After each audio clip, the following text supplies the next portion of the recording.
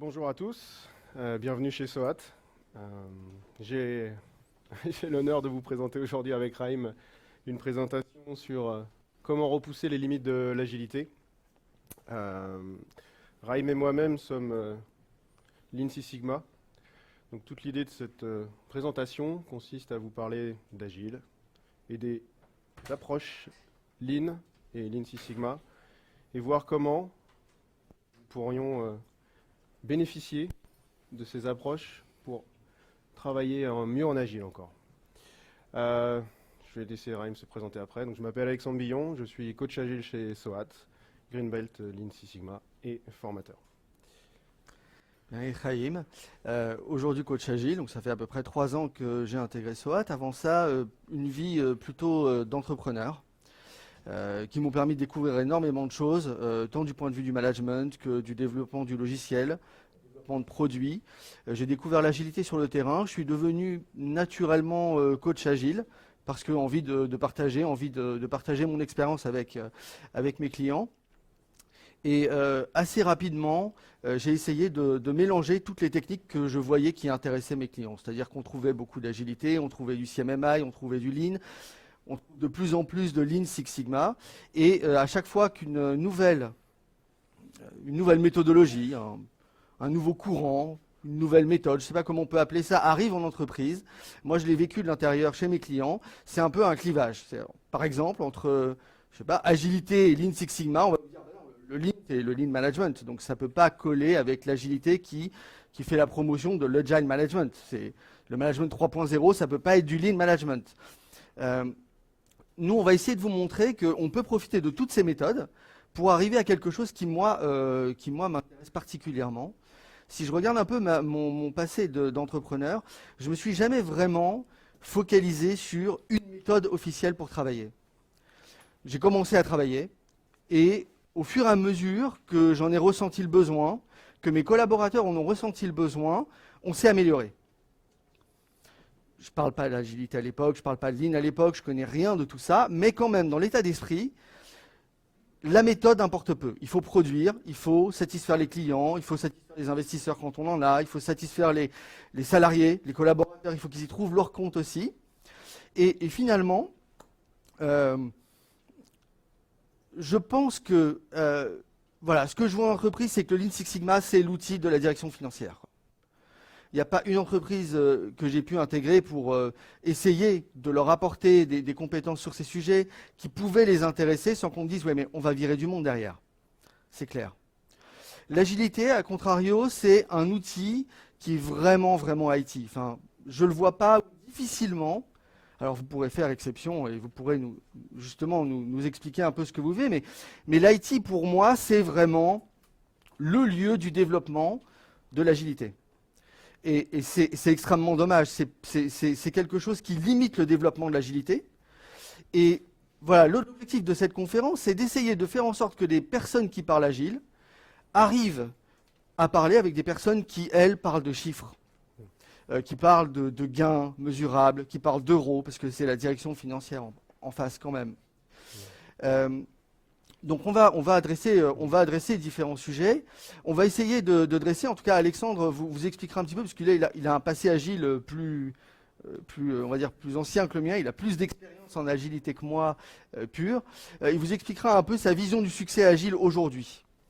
Moi j'essaierai de vous montrer comment est-ce que sans, on va dire, oui, sans espèce de buzzwords et de bullshit ou d'espèces d'indicateurs que personne ne comprend vraiment, qui sont un peu brumeux en agilité, comment est-ce qu'on peut montrer les vrais gains liés à l'agilité? C'est-à-dire, on déploie l'agilité, mais combien ça nous a fait gagner, vraiment?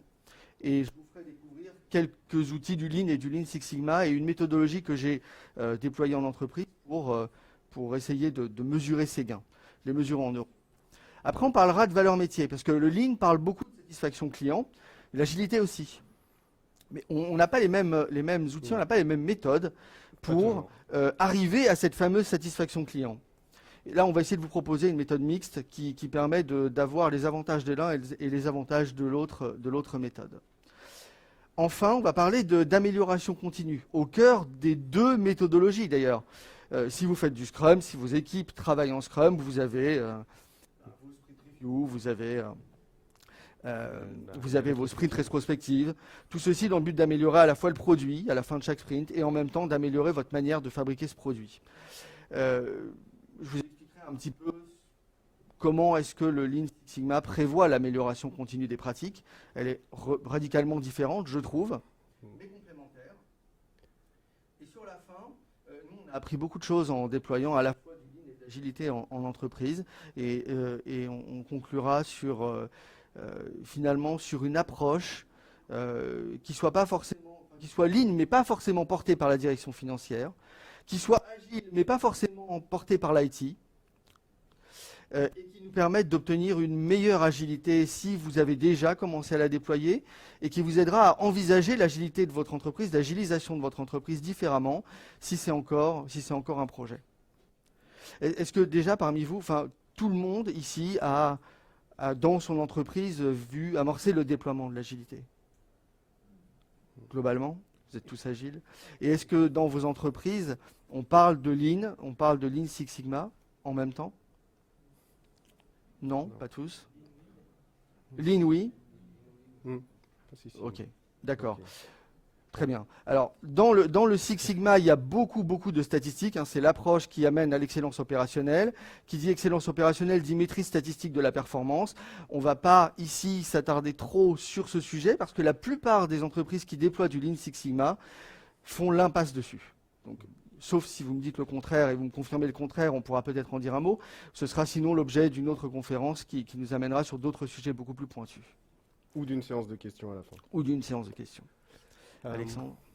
Donc, je vais reprendre d'une certaine manière le sujet d'aujourd'hui. C'est un peu, il était une fois le vieux Scrum Master que je suis, qui essaie de discuter avec son manager, qui va lui parler ROI, qui va lui parler de mais combien ça m'a coûté, combien ça m'a rapporté de travailler en mode agile, quels sont les gains. On arrive à en mesurer un certain nombre, mais parfois ça reste un petit peu brumeux. Donc voilà, l'objectif, voilà, un vieux Scrum Master qui a gardé toute sa souplesse. On voit là-haut Keith Richards, je pense que tout le monde connaît, en plein concert. Et le manager qui a duré jusqu'en 1967 pour les Stones, qui ont volé de leurs propres ailes et ont gagné beaucoup d'argent. Mais voilà, l'idée c'est d'avoir un peu le pendant entre Raïm et moi sur le Scrum Master qui met en place l'agilité au sein de l'IT et le manager en relation avec le CODIR. Et évidemment, on va parler beaucoup plus d'euros, beaucoup plus de financement. Je vais commencer par vous raconter une histoire, l'histoire d'un projet aussi. Avec un release burn down chart, tout le monde connaît. En fait, il aurait peut-être fallu poser la question presque à l'envers tout à l'heure. Qui ne fait pas d'agilité c'est vrai. Ici, en entreprise, c'est bon? Ok. Tout le monde connaît ça. Tout le monde a déjà vu ce genre de graphique. Qui peut me raconter à quoi ça sert? Après, je vais vous raconter l'histoire du projet. Promis. Qui se sent de raconter à peu près? On s'en sert pour la planification, oui.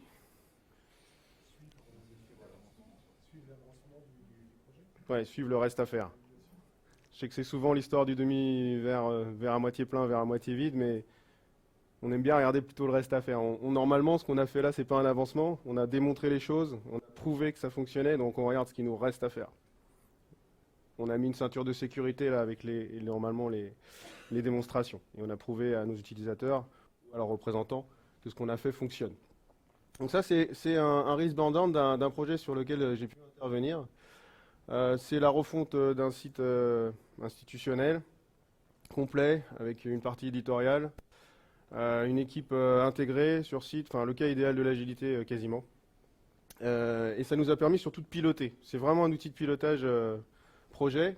Ça nous permet de réajuster éventuellement. Donc ce qui se passe classiquement sur le projet, et ce qui s'est passé sur celui-là en l'occurrence, c'est qu'arrivé comme d'habitude au 3/4e sprint, on commence à sortir ses premières métriques. Tous les outils aujourd'hui vous donneront aucune information sur l'avancement du projet, si vous voulez voir l'avancement, mais sur le reste à faire du projet avant qu'on ait fait 3 itérations sur un mode Scrum comme c'était le cas ici. Et à partir de cette 3e itération, on va commencer à faire un certain nombre de projections. Et là, parfois, on n'annonce pas forcément des bonnes nouvelles. Même très souvent. Très souvent, on va avoir une équipe sous-dimensionnée. Très souvent, on va avoir peut-être un volume fonctionnel là qu'on avait un peu sous-estimé. Il se passe un certain nombre de choses. L'équipe s'aguerrit, il faut laisser le temps à l'équipe aussi d'apprendre. D'habitude, enfin parfois sur un projet cycle en V classique avec un forfait, on signe un chèque en blanc sur 6 mois. Là, vous avez signé un chèque en blanc sur des itérations de 3 semaines sur cette équipe. Donc on fait 2 fois 3 semaines, ça fait en gros 2 fois 3 semaines. On va se retrouver autour de 1 mois et demi, 2 mois. Au bout d'un mois et demi, 2 mois, on commence à dire on est bien, on n'est pas bien, on avance. Et là, ce qui s'est passé sur cette équipe-là, en l'occurrence, c'est qu'on s'est dit ok, on va jouer parce qu'on avait un pilotage par la date. On voulait vraiment sortir en novembre, là, c'était la contrainte. On s'est dit réajustons sur 2 aspects. Réajustons le périmètre. On va être un petit peu moins ambitieux sur notre périmètre. Augmentons un petit peu la capacité à faire de l'équipe. Rajoutons un développeur. Ce qui était identifié à ce moment-là sur ce projet-là. Et on a avancé. Et ce qui s'est passé par ici, c'est que le fait qu'on ait un développeur de plus nous a permis à reprendre du périmètre supplémentaire sur la fin et à terminer à date. Voilà. Ça, c'est un projet classiquement bien mené en Scrum, avec des hauts et des bas, émotionnels, techniques. Bref, une aventure de projet classique qui se termine plutôt bien. Donc globalement, à l'issue de ce projet, tout le monde est plutôt satisfait, on est arrivé à l'heure, on a livré, on n'a pas une recette interminable, on a observé un certain nombre de gains. À titre d'exemple, sur ce projet-là, l'année d'avant, ils avaient travaillé dans ce mode-là, mais en mode, enfin pas en mode itératif, en mode forfait, à distance, etc. Et ils se sont pris 9 mois de développement et 4 mois de recette. C'était un coût non négligeable. Donc là, on avait quand même un petit gain financier. On était arrivé à l'heure, le client était satisfait. Donc vous allez retrouver un certain nombre d'indicateurs plutôt qualitatifs sur l'agilité. Les utilisateurs ou les retours utilisateurs sont plutôt satisfaisants. On a des équipes plus motivées au fur et à mesure que le projet avance, qui ont du sens sur ce qu'elles font, qui voient l'application se construire, qui ont des échanges, des interactions ensemble pour discuter, construire le projet, co-construire le projet. On va avoir respecté le TTM, le Time to Market, et on aura une qualité de code à terme peut-être meilleure. Donc on a avec l'agilité ce que j'appelle moi un rasoir à 2 lames. La première lame, c'est qu'on va... Le projet va coûter à peu près pareil, hein, souvent, mais on aura juste ce dont on a besoin, ce qui a été identifié comme le besoin, et on aura souvent une maintenance facilitée. Si on a utilisé des approches notamment XDD, TDD, ATDD, etc., avec une ceinture de sécurité sur les tests, qui nous permettra d'avoir des évolutions par la suite et une maintenance corrective ou évolutive facilitée. Du point de vue de mon expérience, c'est ce que je retiens souvent des projets sur lesquels j'ai pu travailler jusqu'à 2 ans en mode agile. Donc voilà. A contrario, comme je l'ai dit tout à l'heure, l'agilité, ça peut être assez anxiogène. C'est-à-dire quand on arrive au bout d'1 mois et demi, 2 mois, 3 mois, et qu'on va voir son responsable en lui disant « on va dans le mur ». J'ai exactement le cas en ce moment là chez un client. Il voulait sortir, je crois, à la fin de l'année, c'est septembre la sortie, là, par rapport à la capacité à faire de l'équipe. Septembre de l'année prochaine.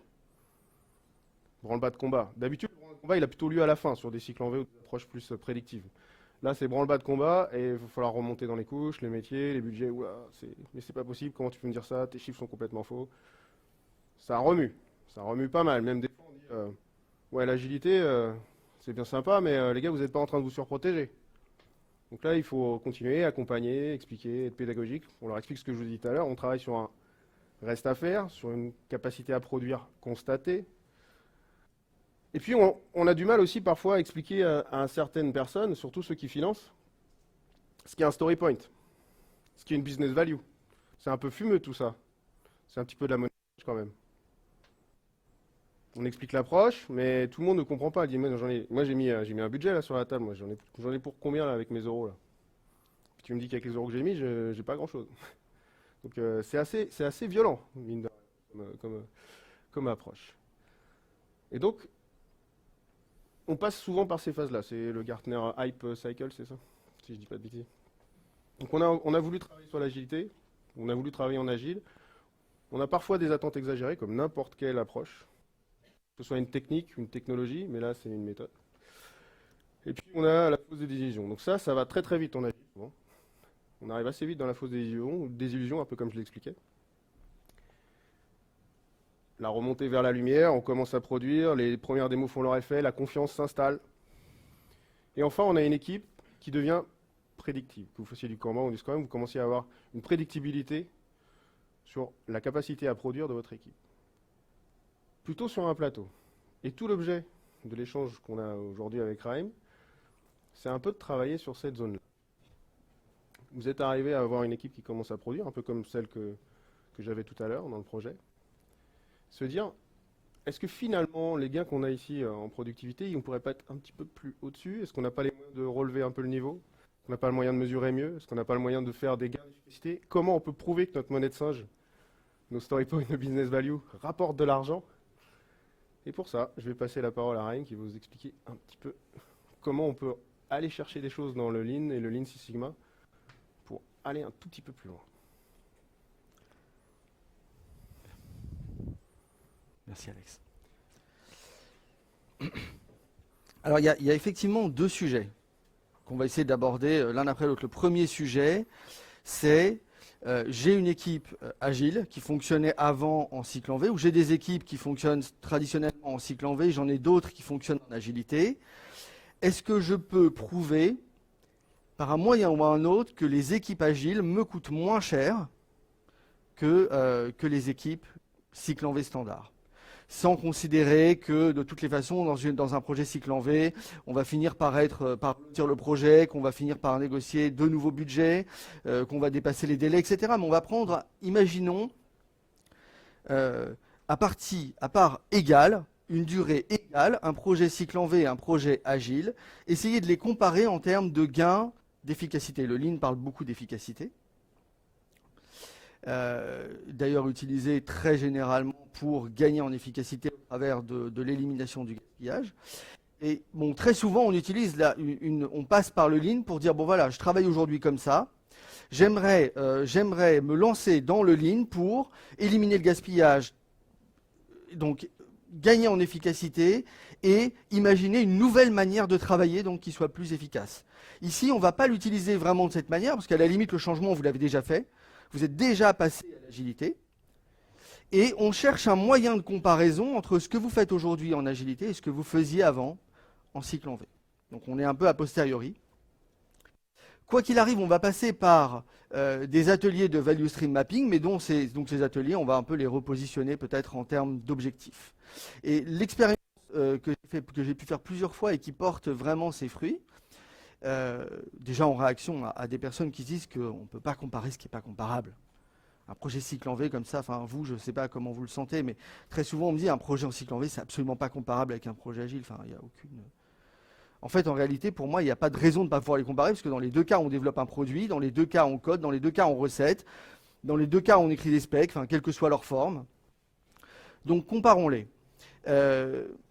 L'idée principale, l'idée que je vous propose, et que j'ai pu expérimenter, c'est comparer le coût du gaspillage sur un projet cycle en V avec le coût du gaspillage sur un projet agile.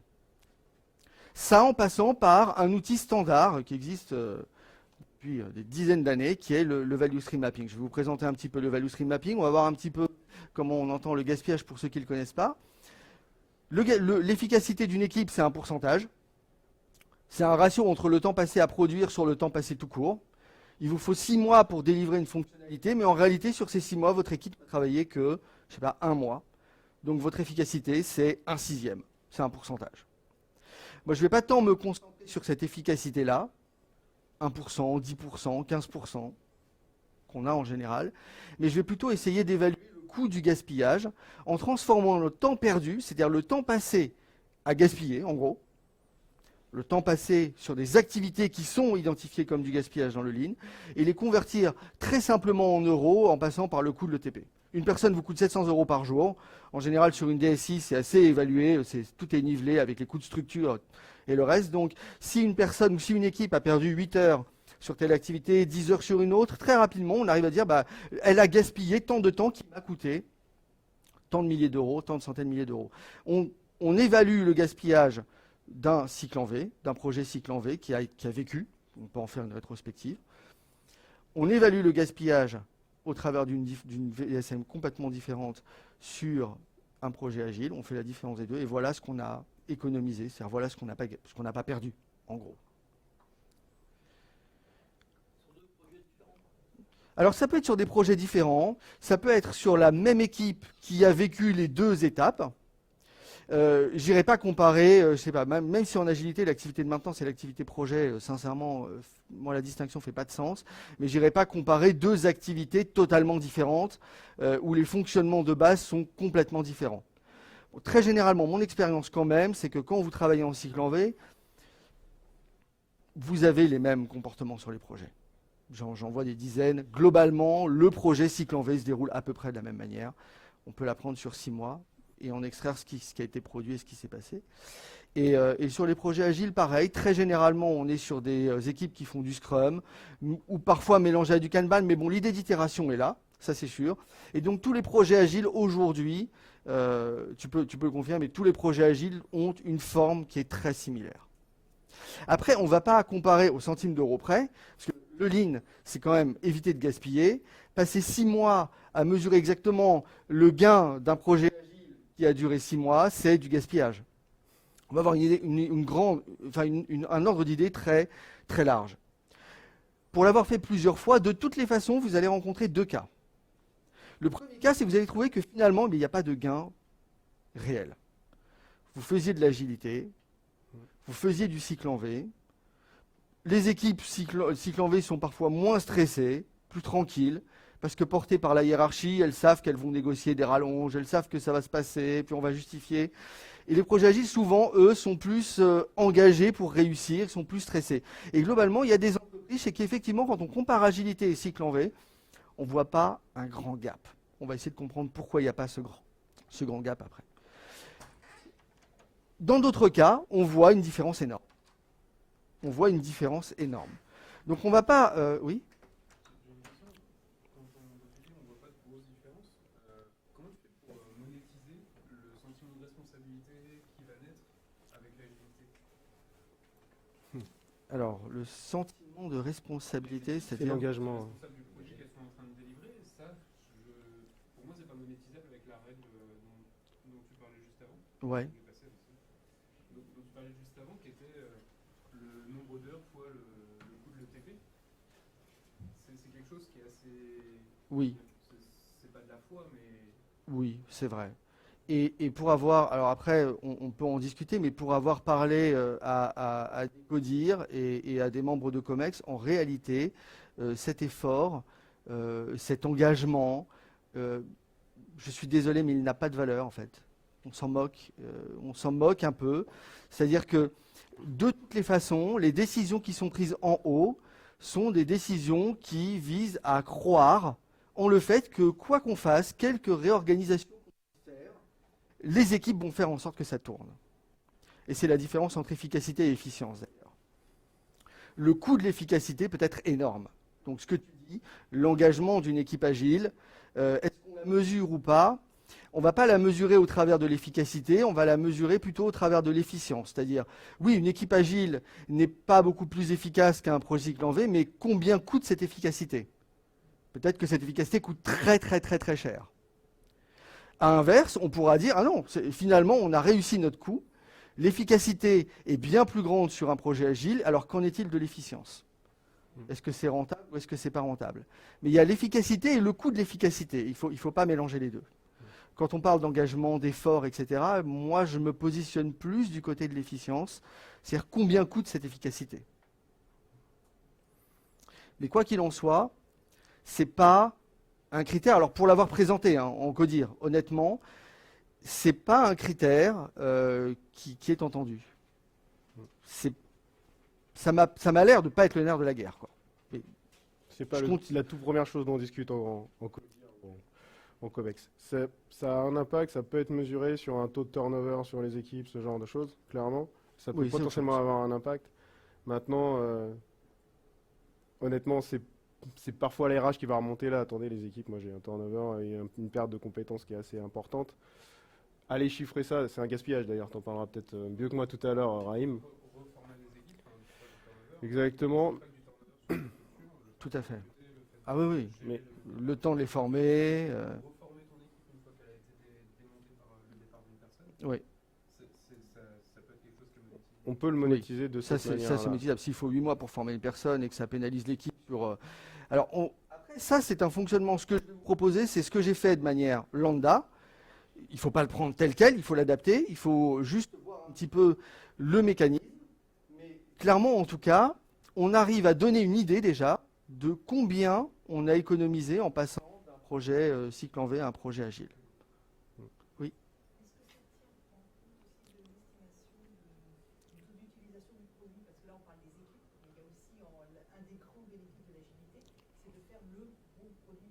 Oui. Oui.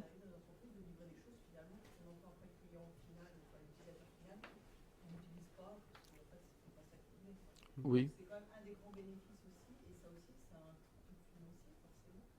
Forcément, ça, en tout cas, ça apporte des gains. Ça apporte des gains si on arrive à livrer ce que le client veut. Alors, on va le prendre en compte, on va voir comment. Il faut avancer un petit peu, mais et vous pourrez me dire si effectivement on a répondu à cette question ou pas. Mais parfois, ça a un coût. C'est-à-dire que vous allez impliquer vos utilisateurs, pendant qu'ils collaborent à l'ensemble du projet, ils ne sont pas en train de faire ce pourquoi ils sont payés dans l'entreprise de manière générale. Donc voilà, il peut y avoir, en termes d'efficience, c'est assez dommageable. Même en agile, on en livre, ce qui est dommage. Mais oui, même en en agile, on en livre. Et on va pouvoir du coup le détecter avec cette petite méthode. Encore une fois, adaptons-la, ok ? On ne prend pas quelque chose. Je pense, tout à l'heure, on parlait du pic de désillusion et on retombe sur Terre et puis après on se dit, ok, bon, on a rêvé, maintenant, qu'est-ce qu'on en fait de cette méthode ? Je pense que, d'une manière générale, ça s'explique par le fait qu'on attend d'une méthode, en général en entreprise, quelque chose qui va nous sauver, quoi, qui va vraiment faire la révolution. L'agilité, ça vraiment nous. Alors là, c'est bon, ça y est, on va réussir, quoi. Ben non, on va pas réussir, quoi. À un moment donné, on va pas réussir. Il faut le faire correctement, il faut bien réfléchir. Et là, vraiment, avec cette approche, il faut pas la prendre comme ça. Sinon, le pic de désillusion, le blabla, le truc du Gartner, vous allez le retrouver tel quel. Et donc, prenons-le comme ça. Juste pour ceux qui n'ont jamais mené d'atelier VSM, Value Stream Mapping. Je ne sais pas s'il y en a parmi vous qui n'ont jamais fait cet exercice. On va au moins passer quelques secondes dessus. Donc, le Value Stream Mapping, concrètement, c'est un atelier qu'on va mener de manière collaborative avec plusieurs personnes. Je vais vous expliquer comment on sélectionne ces personnes. Le but est de cartographier toutes les activités qui sont réalisées par tous les collaborateurs de l'entreprise depuis le moment où on interroge l'entreprise, c'est-à-dire l'entreprise reçoit une question de l'extérieur, développement d'une nouvelle fonctionnalité, développement d'un nouveau rapport, il y a une contrainte réglementaire, je ne sais pas, un client demande quelque chose, jusqu'au moment où on arrive à le livrer. Donc ça, c'est le but de l'atelier. Enfin, c'est pas comme on le fait souvent dans les entreprises. J'ai participé à ces ateliers de modélisation où on passe des heures à modéliser les processus de l'entreprise. On fait du BPM, on modélise tous les processus de l'entreprise. Après, en mesurant les risques, etc., on essaye d'améliorer les processus. Ici, on va pratiquer de la co-modélisation de la chaîne de valeur, c'est-à-dire les parties prenantes de ces activités, c'est ceux qui travaillent pour produire ce que le client attend dans un contexte donné, qui vont venir dire comment ils travaillent. Et du coup, ils vont échanger leur méthode de travail, ils vont casser les silos, d'une certaine manière, pour la première fois souvent. Et chacun va décrire ce qu'il fait, quand il le fait, quand il le refait. Et on va pouvoir expliquer pourquoi ils le refont, d'ailleurs. Donc l'idée, c'est vraiment de le faire de manière collaborative et de décrire les étapes importantes, les unes après les autres. Ici, on va tout de suite parler de gaspillage, et je vais vous parler un peu de gaspillage après, mais l'idée c'est de dire, cette activité sert à rien. Donc c'est très dur cet atelier, parce que la personne qui est responsable de cette activité, dont on se rend compte qu'elle sert à rien au final pour servir le client, il en prend un coup. Mais c'est pas la personne qu'on juge et sa manière de faire le travail, c'est juste que le process actuel est jugé. C'est la chaîne de valeur actuelle qui est jugée. Et c'est elle qu'il faut refondre, c'est pas la personne qu'il faut changer, c'est pas la personne qu'il faut virer. Donc on est dans une étape où on va juger la chaîne de valeur et ses activités au travers de l'identification de sources de gaspillage, et on va essayer de mesurer l'impact du coût du gaspillage sur les délais de livraison par exemple, sur la livraison de quelque chose qui correspond aux besoins du client, ou pas, sur la charge de travail de l'équipe, notamment si l'équipe, on se rend compte qu'elle réalise énormément de choses qui ne sont pas absolument nécessaires. Peut-être y a-t-il de méthodes plus efficaces pour le produire. Et de la production de non-valeur, c'est-à-dire typiquement ce que vous disiez, c'est-à-dire là j'ai livré quelque chose mais personne n'en veut. Je pensais que ça avait de la valeur mais ça n'en a pas. Donc on va partir sur des ateliers comme ça, on a embarqué 6-8 personnes. Et sur 6-8 personnes, on va essayer de réunir les personnes qui sont représentatives, qui connaissent bien le travail qui est à exécuter. Et on va essayer en même temps de prendre des personnes qui sont convaincues que c'est nécessaire de changer cette chaîne de valeur. Si c'est juste là pour dire ce qu'on fait et pas vouloir changer derrière. Alors là, même si on est moins on est plus dans un état des lieux que le changement, c'est quand même intéressant d'être capable de se critiquer au moins, de critiquer ses activités. Et c'est complètement dans l'approche agile, qui est de faire collaborer ensemble et péter les silos, dont tu parlais tout à l'heure. Mais là, c'est dans un spectre beaucoup plus large sur un process d'entreprise métier. On va essayer de remonter dans la chaîne et repartant du constat de ceux qui savent, c'est ceux qui font. Oui. On va en reparler un petit peu après, puisque c'est dans la suite. Si vous voulez voir un exemple de value stream map, alors souvent on l'a fait avec des post-it, chacun pose son post-it. Au moment où il élabore on imagine que derrière chaque activité ici, il y a peut-être un groupe de personnes, une équipe, une personne qui la représente, et chacun va dire ah tiens moi par exemple, je sais pas, mais le moment où je code, globalement cette fonctionnalité, en gros j'ai 80 heures de boulot, mais sur ces 80 heures de boulot, en vrai, il s'en écoule 280. Pour X raisons qu'on va pouvoir expliquer. Et puis très souvent, il y a 80 heures qui s'écoulent. Alors moi, je préfère raisonner en jours parce qu'en général, les heures, on arrive vite à des chiffres énormes sur des cycles en V. Mais ok, au bout de 5 jours seulement, les tests peuvent être faits. Ils testent pendant 40 heures tout ça pour me dire que ce que j'ai fait, c'est pas bon. Et à 65%, je dois reprendre mon code, etc. Donc on essaye d'évaluer, chacun essaye d'évaluer, de raconter son histoire. Et on essaye tous ensemble de raconter l'histoire de la chaîne de valeur.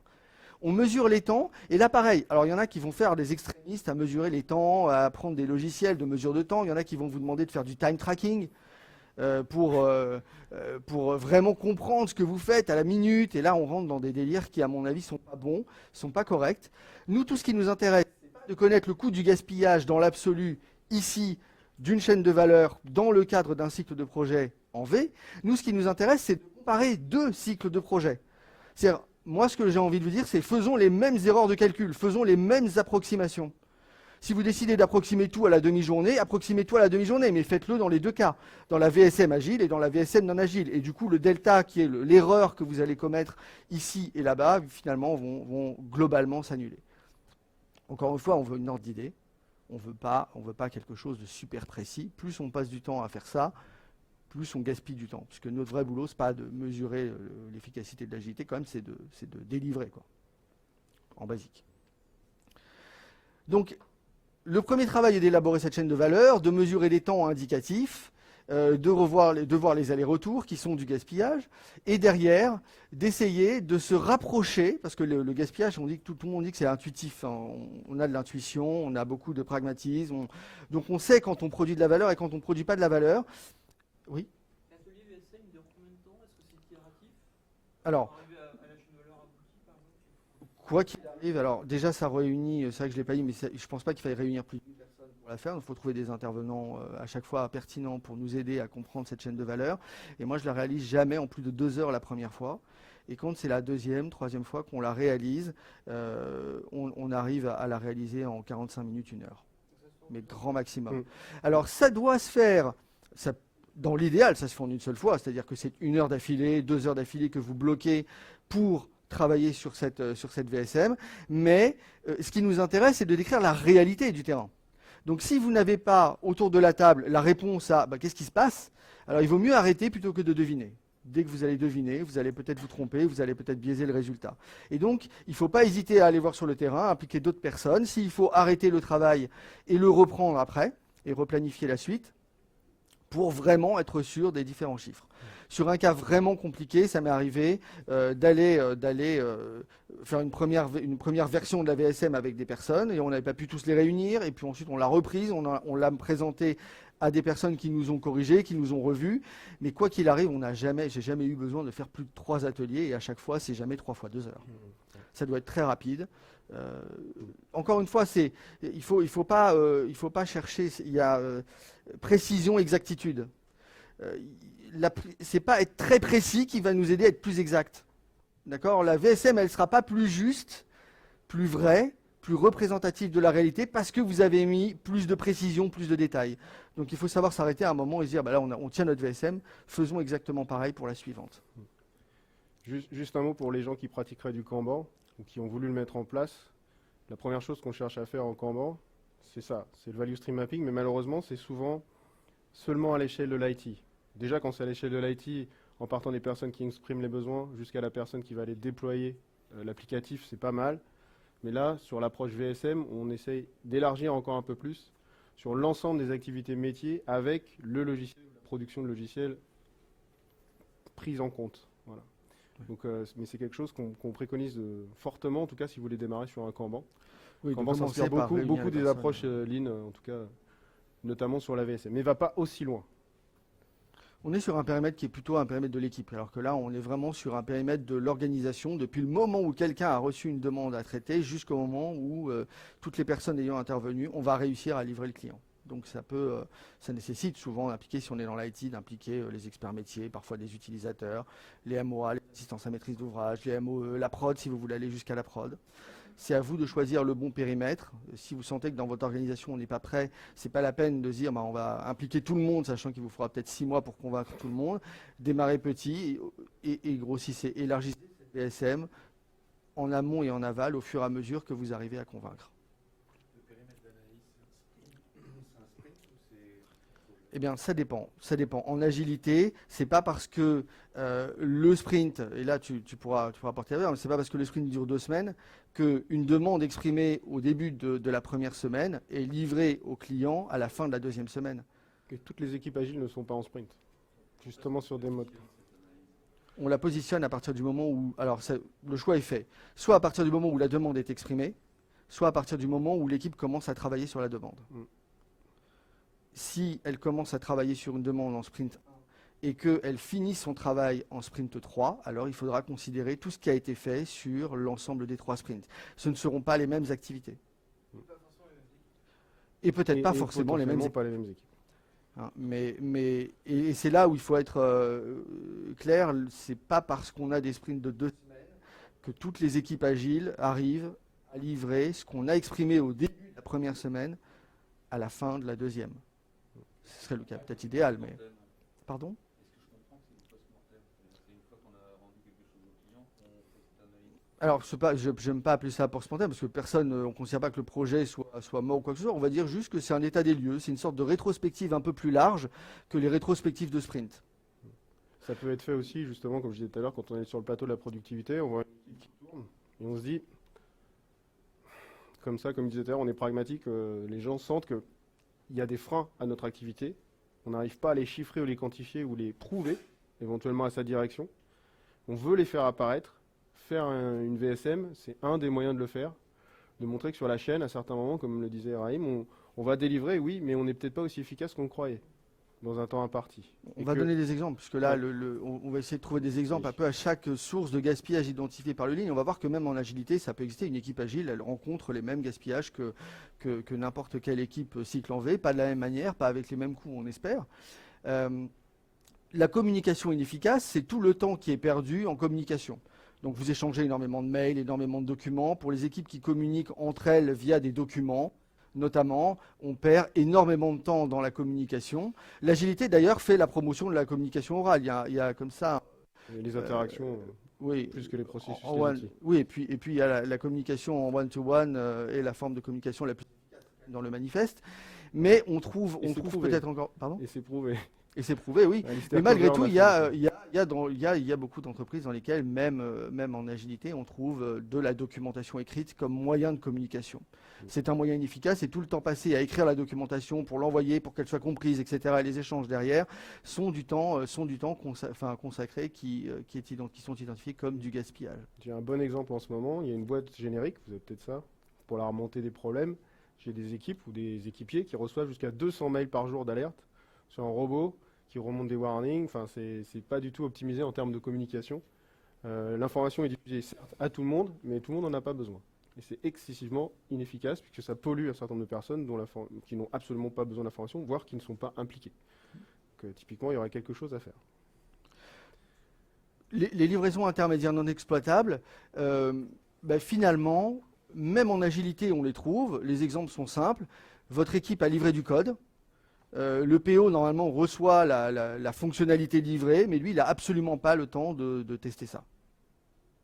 Donc finalement, tout le temps que vous avez passé à produire ce qui est inexploitable par lui, c'est identifié comme du gaspillage. Alors je ne sais pas comment l'équipe aurait pu s'organiser pour travailler autrement sur d'autres sujets. Mais en tout cas, tout ce qu'elle a produit là, c'est identifié comme du gaspillage parce que le product owner ne peut rien en faire dans l'immédiat, il n'a pas le temps, il a d'autres choses à faire. Peut-être qu'il prépare le sprint d'après, hein, j'en sais rien. Peut-être qu'il se bat avec des user stories, enfin il y a plein de possibilités. Mais, ou alors même, le PO a testé, tout est validé, mais par contre la prod n'est pas prête. Et on va effectivement passer votre produit en prod, mais dans 3 mois, puisque la prod, elle n'est pas inclue dans l'agilité, encore chez vous.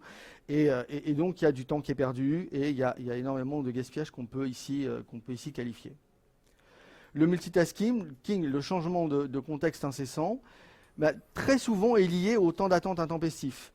Une équipe qui attend les user stories prêtes, par exemple, elle les attend de la part du PO. Très souvent, ce que l'équipe va faire, on va travailler sur autre chose. On va travailler sur d'autres sujets. Elle va accumuler du travail en cours. Elle va travailler sur plein de sujets en même temps. Il y a plein de sujets non finis qu'elle va accumuler, ceux pour lesquels elle est en attente du PO, et d'autres sujets sur lesquels elle travaille parce qu'elle a décidé que ça, elle avait la main dessus, elle est autonome, c'est du refactoring, elle va commencer. Manque de bol, avant qu'elle ait fini de faire son refactoring, le PO se réveille, là les user stories sont prêtes, il les donne à l'équipe, là bien sûr c'est prioritaire sur le reste, le refactoring il reste en plan, et maintenant il faut travailler sur les user stories. Alors on attendait les user stories, on a commencé à travailler sur quelque chose d'autre qu'on ne peut pas finir, il faudra revenir dessus si on a de la chance. Et on va maintenant s'intéresser aux fonctionnalités du PO. Et toutes ces équipes-là, elles vont garder systématiquement en tête, j'ai ça à faire et j'ai ça à faire. Ah et puis ça on l'avait démarré. Et dans les rétrospectives, souvent le sprint, on se dit, là le vrai souci c'est qu'on a plein de choses démarrées en même temps, rien n'est vraiment fini.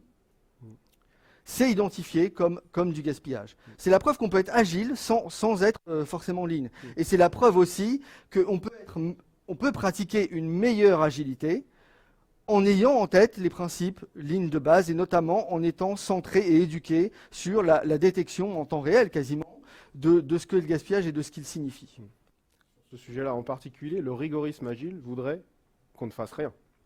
Est-ce que vous avez déjà vu une équipe de développeurs ne rien faire ? S'arrêter. Un Scrum Master qui est là, bon les gars, aujourd'hui on fait rien. Piscine, break. C'est assez difficile à imaginer. Enfin, moi je l'ai jamais vécu, en tout cas. J'ai vécu par contre exactement ce que tu viens de raconter, c'est-à-dire, sur quoi on pourrait avancer ? Ah oui, un petit refactoring, voilà, etc. Et Ray m'a déjà raconté l'histoire. qu'on finira pas. Sans faire du lean, les pratiques agiles disent qu'il faut toujours avoir 1 à 2 sprints d'avance en termes Oui. de spec. Oui, en vrai. Justement, En vrai. Oui, en vrai. Enfin, dans la théorie. Mais l'agilité est complètement lean. L'agilité, pour moi, est vraiment un produit lean. On prend un cycle en V, vous appliquez tous les principes lean, vous faites des VSM dessus, vous allez retrouver de l'agilité. Les pratiques DSM, tout ça, je ne sais pas si vous allez les réinventer vous-même. Bon, ça ne fait pas de sens puisqu'elles ont été inventées déjà pour vous. Mais clairement, vous allez trouver, avec une réflexion lean sur un cycle en V, vous allez tomber sur de l'agilité. Donc, ce n'est pas étonnant. Maintenant, ce qui se passe en vrai, comme la plupart des agilistes que j'ai rencontrés ignorent ces sources de gaspillage et ne parlent pas le lean, clairement, alors, ils vont peut-être faire des mauvais choix. Pour parler de surproduction de variables, de livrables, c'est un cas typique, je rencontre malheureusement assez souvent. C'est une équipe agile qui travaille avec son PO, ils ont les bonnes user stories, ça, il n'y a pas de problème. Mais en fait, si on creuse un peu, on va se rendre compte que le PO est en train de traduire des specs écrites à l'avance en user stories. Et j'ai vu un projet qui est passé d'un cycle en V à de l'agilité. Ils ont passé 3 mois à réécrire toutes les specs sous forme de user stories. Tout ça pour les confier à l'équipe. Je ne sais pas quel était le bon choix. Là, en l'occurrence, je ne veux pas peut-être en débattre ici, mais ça veut dire qu'un product owner qui traduit des specs en user stories pour les confier à l'équipe, parce que c'est écrit dans Scrum, que nous, on communique avec des user stories, il y a peut-être quelque chose de mieux à faire. En tout cas, il y a 3 mois de gaspillage où on a produit des specs pour absolument rien.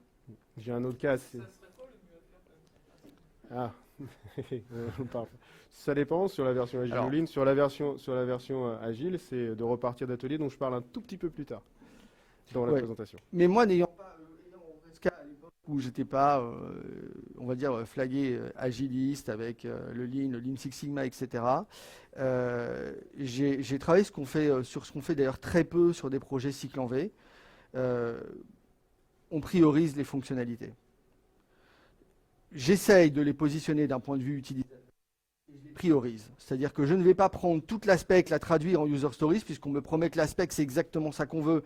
Alors mes user stories, tout écrit de A à Z et mon backlog V0 énorme, très précis, c'est exactement ce qu'on veut. Moi, je vais plutôt prendre l'aspect comme point de communication avec la maîtrise d'ouvrage, essayer d'en sortir une user story, mais ce n'est pas la fin en soi. La user story, c'est juste comprendre pourquoi une fonctionnalité existe, qui est intéressé par cette fonctionnalité, et pourquoi est-ce qu'elle a une valeur précise. Et ensuite, je peux les prioriser. Mais du coup, c'est plus considérer l'ensemble de tout ce qui a été écrit comme un point de discussion à prioriser.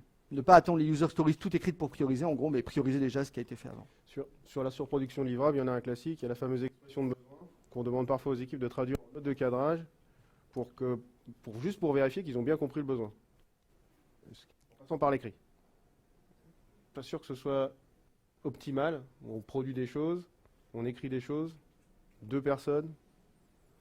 Voilà, c'est un peu ce que raconte Jeff Patton dans son story mapping, par exemple, où il dit voilà, il y a une photo de ses enfants et lui à la plage, et tout le monde dit ah, t'as dû passer une super journée. En fait, non, il n'a pas du tout passé une super journée. Et il raconte l'histoire qui l'a mené à cette plage où effectivement il a passé une bonne soirée, mais la journée en elle-même était une catastrophe. Et donc, juste avec l'élément qui est le livrable final, il n'y a pas tout le contexte et toute la réflexion qui a amené à ce besoin et la manière de l'exprimer clairement. Voilà, on retrouve dans la photo. Ouais. Dans les méthodes de travail et dans les outils, je pense qu'en agilité, quand on grandit, on se rend compte effectivement que le TDD, on ne le fait pas vraiment comme il faut, ou que les recettes, elles ne sont pas efficaces, que finalement, on ne sait pas recéter de manière efficace. Pourquoi? Parce que par exemple, la régression, on l'a fait systématique sur tout le produit. Enfin, il y a plein de cas possibles. En tout cas, les méthodes de travail sont toutes perfectibles. Et on peut estimer le coût de travail, le coût lié à des mauvaises méthodes de travail. Ça peut être un outil qui manque, ça peut être un outil qui marche jamais, ça peut être un outil en trop. Un outil en trop qui nous pourrit la vie, du time tracking, c'est totalement inefficace comme outil ou comme méthode pour mesurer le temps passé. Et donc ça aussi, on va essayer de le détecter quand on va parler de la chaîne de valeur, quand on va se raconter tous ensemble l'histoire de notre travail. Et les défauts, les bugs, que ce soit des erreurs de calcul, enfin peu importe, tout ce qui est livré au client mais qui ne lui correspond pas tout à fait, que ce soit de l'agilité, que ce soit du cycle en V, on est capable de l'évaluer si on fait l'effort. À chaque fois qu'une fonctionnalité revient au début d'un sprint, on sait qu'elle n'était pas parfaite. Alors en agilité, dans les 3 premiers sprints, on accepte qu'on se trompe parce qu'on ne connaît pas bien le client, on ne connaît pas bien le contexte. Mais quand, au bout de 8 sprints ou 9 sprints, on continue de livrer les choses qui ne correspondent pas, là, je pense qu'on a un vrai problème. Et effectivement, là, par contre, très clairement, sur les cycles en V, on comprend bien que finalement, on va livrer énormément de choses. Est-ce que tout va être utilisé? Est-ce que c'est vraiment ce que les utilisateurs veulent? Il y a de grandes chances que non, puisque de toutes les façons, on ne l'aura quasiment jamais demandé. Ou en tout cas, on leur a demandé 1 an avant la fin du projet ou 2 ans avant la fin du projet. Et eux, ils ont évolué, ils ont pensé à 10 000 versions, 10 000 nouvelles solutions. Et peut-être même leurs contraintes ont évolué pendant que nous, on n'en prenait pas compte. L'agile adresse tout ça. L'idée, c'est de le mesurer. Ce qu'on ne fait pas forcément. L'agile va dire communication inefficace, rapprochez-vous. Faites des livraisons intermédiaires, faites-les tester par votre PO. Travaillez sur un seul stream projet, évitez de changer de contexte de projet. Les temps d'attente intempestifs, ça c'est intéressant. C'est rarement on s'intéresse autant que passe son équipe à attendre des choses ou à ne rien faire ou à faire des choses qui ne servent à rien. Sur production de livrables, oui, là on va clairement poser la question en disant nous on veut plutôt un produit qu'un ensemble de specs. Donc on essaie d'adresser ce sujet-là, mais on a du mal parfois auprès d'entreprises qui veulent garder une liasse. Il faut trouver la juste documentation. Et les méthodes de travail, l'agile lui-même mérite aussi d'être mis en cause à certains moments. C'est d'y pallier avec la rétrospective. Et les défauts, normalement, on ne doit pas négocier ça en agile. Quoi qu'il arrive, qu'on ait fait un logiciel en agile ou pas, on va essayer de faire le moins de bugs, de défauts et de satisfaire le client au mieux. Malgré tout, ça existe quand même. Alors, tout le monde a fait des projets agiles, tout le monde a vu qu'il y a quand même des bugs. Et j'aurais même tendance à dire, je suis content qu'il y ait des bugs parce que ça veut dire que les développeurs codent. Voilà, on les corrige au plus vite. Donc ça, là-dessus, on a des documents, des matrices Excel qui nous permettent, une fois les VSM travaillés sous forme de post-it, on a tout ce qu'il nous faut pour faire les calculs d'efficacité, les coûts en gaspillage. Donc c'est quelque chose qui est chez nous relativement automatisé et qui nous permet de comparer 2 process. C'est-à-dire qu'il faut faire 2 VSM dans un contexte agile où on se raconte l'histoire de la livraison d'une fonctionnalité en agilité et la livraison d'une fonctionnalité dans un contexte cycle en V. On arrive encore une fois soit vraiment à des différences qui sont phénoménales, des trucs complètement ahurissants où il n'y a aucun doute sur le fait que l'agilité a apporté quelque chose d'énorme, tant sur le délai que sur les coûts, payer des personnes qui font des choses qui ne vont pas être utiles, qui ne vont pas être reprises. Que parfois se dire, ah bah, finalement, l'agilité, on ne l'a pas déployée à grande échelle. On est, nous, équipe IT, agile, mais en fait, tout le reste, ça nous fait perdre un temps pas possible. Et ça, finalement, ça lamine tous nos efforts. Voilà un petit peu le principe. C'était le premier point abordé par Alex. Comment on mesure les gains, la différence, oui. La VSM, vous avez dit que vous allez faire au moment du plateau de productivité. Est-ce que vous allez le faire avant quand même? Oui, On peut la faire n'importe quand. Si c'est dans la grande désillusion, ça peut aider à être moins dans la désillusion. Ouais. Je trouve qu'elle est intéressante quand on a C'est atteint factuel. une certaine productivité, mais qu'on sent que les gains ne sont pas aussi importants que ceux escomptés. Maintenant, au début, je déconseillerais. En pleine euphorie, tout le monde est beau, tout le monde est gentil, vous pourriez avoir un phénomène bisounours. Mais dans le creux de la désillusion, dans le plateau, je pense que ça peut être intéressant. Si les personnes voudraient tuer en disant, bon, l'agile, ça suffit, vous me faites bien marrer avec vos post-it, là, mais on arrête. Ou même l'équipe qui en a ras-le-bol parce qu'elle est L'équipe. hyper stressée, qu'elle sent pas du tout elle-même qu'elle est plus heureuse qu'avant quand elle était en cycle en V où tout le monde en gros, l'a laissé tranquille pendant la première année du projet jusqu'à ce que tout le monde annonce la veille au soir qu'on n'allait pas tout livrer. Globalement, tout est possible. Mais si on sent qu'on a besoin de prouver que, mais non, on fait des choses extraordinaires et on peut les faire mieux encore, alors tentez ça, ça marche. C'est factuel, on parle de chiffres, ça parle à la direction, ça parle à tout manager, et en même temps, clairement, ça revalorise l'équipe. Et ça la met en face de réalité, enfin, ce qu'on cherche en agilité, c'est-à-dire de toujours voir les choses de manière objective. Ça répond à un sujet de Reste transparence objectif. qu'on a envie de montrer. Ça reste dans le souci de la transparence. On est transparent sur ce qu'on fait, on agile ou pas. Je te laisse Oui. voir. C'est bon? Bien. Le deuxième sujet, c'était comment est-ce qu'on est sûr qu'on va satisfaire le client, comment est-ce qu'on priorise les fonctionnalités en agilité et comment est-ce qu'on arrive à mesurer ou à mieux appréhender la valeur de ce qu'on livre en agile par rapport à des méthodologies standards. Voilà. Est-ce que impact mapping, story mapping, bon, story vous connaissez, est-ce que ça vous parle? Est-ce que ces mots-là vous parlent? Est-ce qu'il y a des choses que vous avez déjà pratiquées? Oui? Les trois? Impact, moi. Bon. Je vais descendre sur mes trois zones une par une. Imaginons qu'il y a une décision stratégique. Monde digital. On veut capter plus les jeunes. Nouveau projet, je vais aller très vite à l'essentiel. Refonte, j'ai un site mobile, j'ai des applis mobiles, j'ai un site desktop, c'est un exemple. 3 sites à maintenir. Stratégiquement, je me pose la question au niveau de la DSI, si je maintenais plus qu'un seul produit, que je faisais vraiment du responsive design, mais vraiment, ça aurait peut-être un intérêt. Donc, décision stratégique, impact mapping, qui? Les jeunes.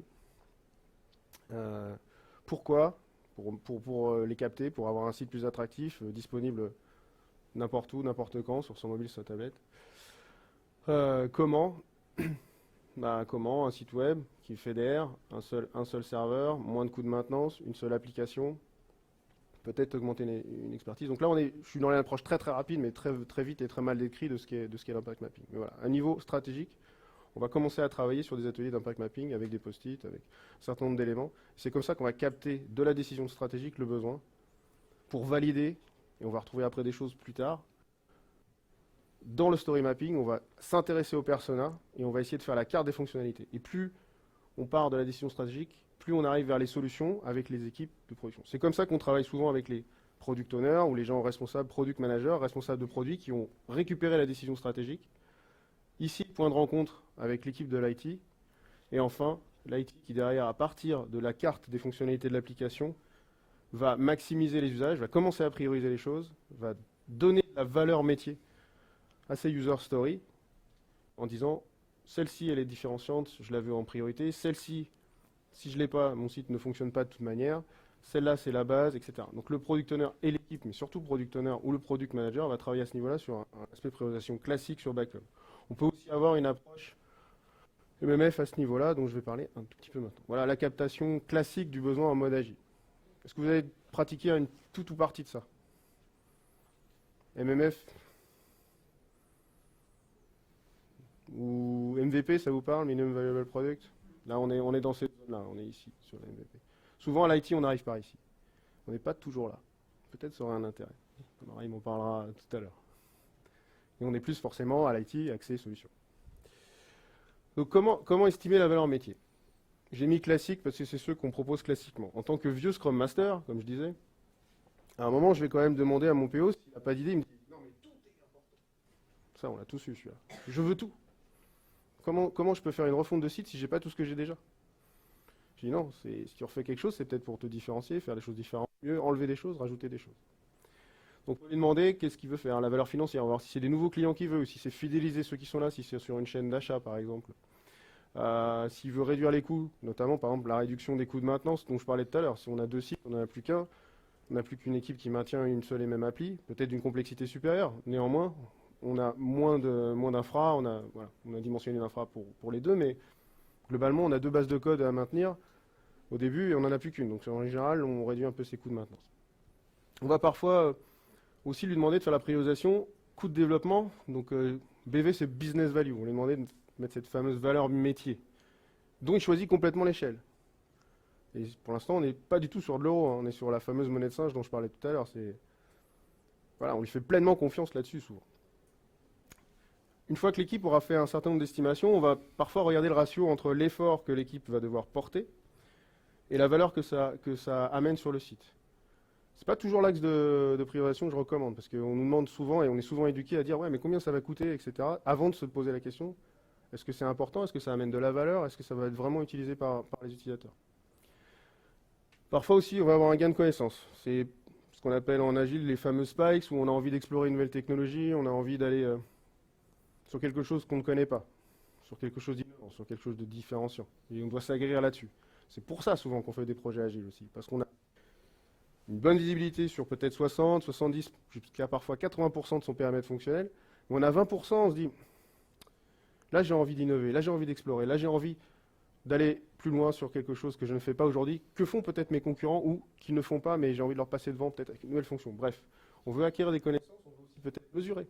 On va mettre en place des choses sur un site, sur une application, on va voir si effectivement l'idée est bonne. Évidemment, on va voir les priorisations par les risques et le réglementaire. C'est-à-dire que s'il y a quelque chose que je ne fais pas dans l'appli, ou si par exemple je ne sécurise pas quelque chose sur mon tunnel d'achat, il va y avoir un problème. Donc il faut bien blinder ce genre de choses. C'est assez important de le mettre plutôt haut sur ce genre de choses. Où on a du réglementaire, et celui-là il est intéressant parce que celui-là en plus des fois il tombe de manière totalement inattendue.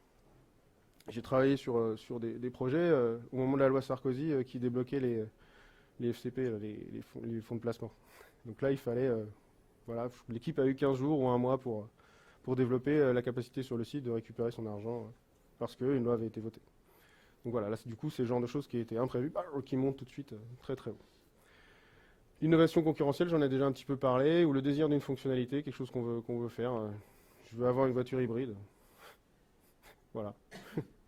Parce que c'est bon pour l'environnement. Mais globalement, à aucun moment j'ai été challenger mon PO, mon product manager, sur au fait, ça va nous rapporter combien tout ça? Parce que si on fait des logiciels, c'est quand même soit pour éviter de perdre de l'argent, soit pour en gagner. Mine de rien. Ou capter une audience. Donc le PO, il garde toute l'attitude dans sa priorisation et il garde surtout toute confiance. J'ai toute confiance en lui, dans son métier et dans sa capacité à valoriser ça. Il ne me l'explique pas forcément. Il a toute confiance en moi pour aider mon équipe à réaliser les produits. Voilà, mais tout ça reste bien abstrait, tout ça reste bien loin de nos fameux petits sacs d'euros, et puis on est souvent du coup perçu aussi comme un centre de coût. Ce qui est assez intéressant. La DSI, c'est quand même parfois, et encore souvent aujourd'hui, perçu comme un centre de coût. Est-ce que quelque part on ne produirait pas aussi de la valeur et qu'on ne pourrait pas essayer de la mesurer? Non, Raïm. Bonne question. Bonne question. Alors le sujet, juste avant d'en arriver là, très souvent quand on est en agilité, on s'intéresse à la complexité, ou c'est ça, la complexité on appelle ça, la business value, ça on l'a dit. En vrai, on priorise pas vraiment, enfin je comprends que le PO priorise par business value, je comprends que l'équipe prenne en compte la complexité quand même pour ordonner le travail dans lequel il va le faire, en réalité, on va avoir tendance à prioriser par le ROI. Le ROI, c'est en agilité, traditionnellement, c'est le rapport business value sur complexité. C'est celui-là. Ça, donc il y a deux choses qui sont dans des unités qui veulent rien dire. En relatif les unes par rapport aux autres, on va dire voilà, on priorise par rapport au ROI. C'est acceptable, mais d'un point de vue, je veux dire, financier, le ROI, c'est absolument pas ça. Enfin, ça n'a pas de valeur en tant que tel. On va essayer de retomber sur des valeurs où on comprend un peu le ROI. Le deuxième avantage qu'on peut noter, c'est que contrairement à un projet cycle en V où on va livrer à la fin du projet quelque chose, la valeur est complètement livrée à la fin quand on a cramé tout l'argent du projet. Et on espère qu'on a livré un maximum de valeur quand même.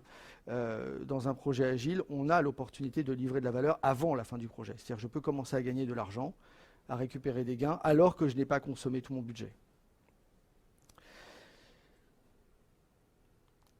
Globalement, je vais prendre le problème peut-être voilà, un petit peu à l'envers. On a parlé déjà de pas mal de sujets qui sont intéressants, qui apportent des gains clairs. Automatiser des tâches pour nos utilisateurs. On imagine, je ne sais pas, une équipe qui est responsable d'élaborer des comptes rendus financiers, des rapports financiers. Si elle fait tous ces rapports financiers sous Excel, on va retomber sur de l'identification de gaspillage. Les méthodes ne sont pas bonnes, les outils ne sont pas bons. Le temps passé à attendre que les chiffres arrivent pour qu'ils puissent être consolidés sont très mauvais. On attend beaucoup. Les équipes les équipes opérationnelles, cette fois, ne sont pas efficaces. On comprend que si on automatise certaines tâches, effectivement, on va gagner en efficacité. Et donc, on va pouvoir, en agilité, s'assurer qu'on a livré plus de valeur. Mais cette fois-ci, c'est plus de valeur parce qu'encore une fois, si on retombe sur le schéma de tout à l'heure, je fais la VSM, non pas de mes équipes IT avec leur projet cycle en V agile, mais je fais la VSM de mes opérationnels, ceux qui utilisent mes produits. Là, je peux voir comment ils utilisent mes produits maintenant. Et si mon product owner anime des ateliers VSM avec ses opérationnels, cette fois-ci, il peut identifier avec eux le gaspillage réalisé. Il peut se projeter sur des fonctionnalités à livrer, développer des produits qui vont éliminer le gaspillage.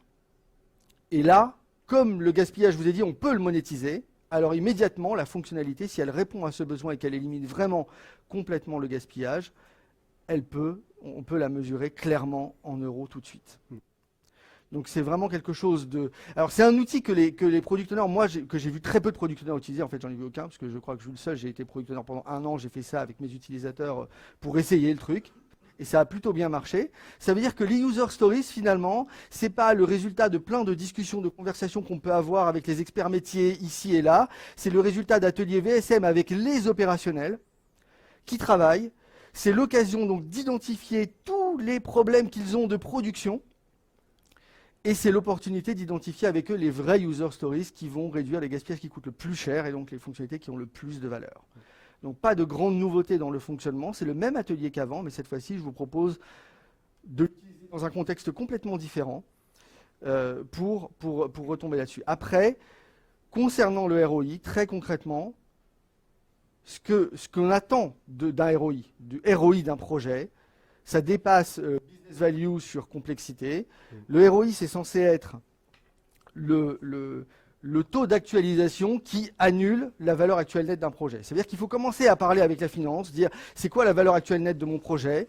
La valeur actuelle nette de mon projet, c'est tout ce que j'ai dépensé, tout ce que j'ai gagné, moi, tout ce que j'ai dépensé, mois par mois, semaine par semaine, je ne sais pas comment vous suivez vos projets. Le taux d'actualisation, c'est juste dire 1 euro dépensé aujourd'hui, ce n'est pas 1 euro dépensé demain. 1 euro gagné demain, ce n'est pas la valeur d'1 euro gagné aujourd'hui, puisque la monnaie n'a pas la même valeur avant et après. Donc les taux d'actualisation, ils sont fixés par l'entreprise. On dit le taux d'actualisation, c'est 10%. On ne se prend pas la tête avec ça. Le ROI, il est calculé par Excel vraiment comme étant le taux d'actualisation qui annule la valeur actuelle nette. Donc c'est un 300%, c'est un 400%, mais ça, les financiers le comprennent. La direction financière le comprend, les managers le comprennent, c'est pas un 200 divisé par 12, parce que c'est 12 la complexité, quoi. Donc on peut, sur cette base-là aussi, vraiment parler valeur actuelle nette, c'est très simple, parler ROI dans le vrai sens du terme, et on peut même parler break-even, le moment où on atteint l'équilibre, c'est-à-dire comme on a commencé à livrer de la valeur et à gagner de l'argent avant qu'on ait dépensé tout le budget, peut-être qu'on va finalement moins dépenser puisque les dépenses seront compensées par des gains. Et on peut dire, le projet est rentable non pas 10 ans après la fin du projet, ou 3 ans après la fin du projet, mais il est rentable 6 mois après le début du projet. Et ça, on peut le montrer avec des graphes.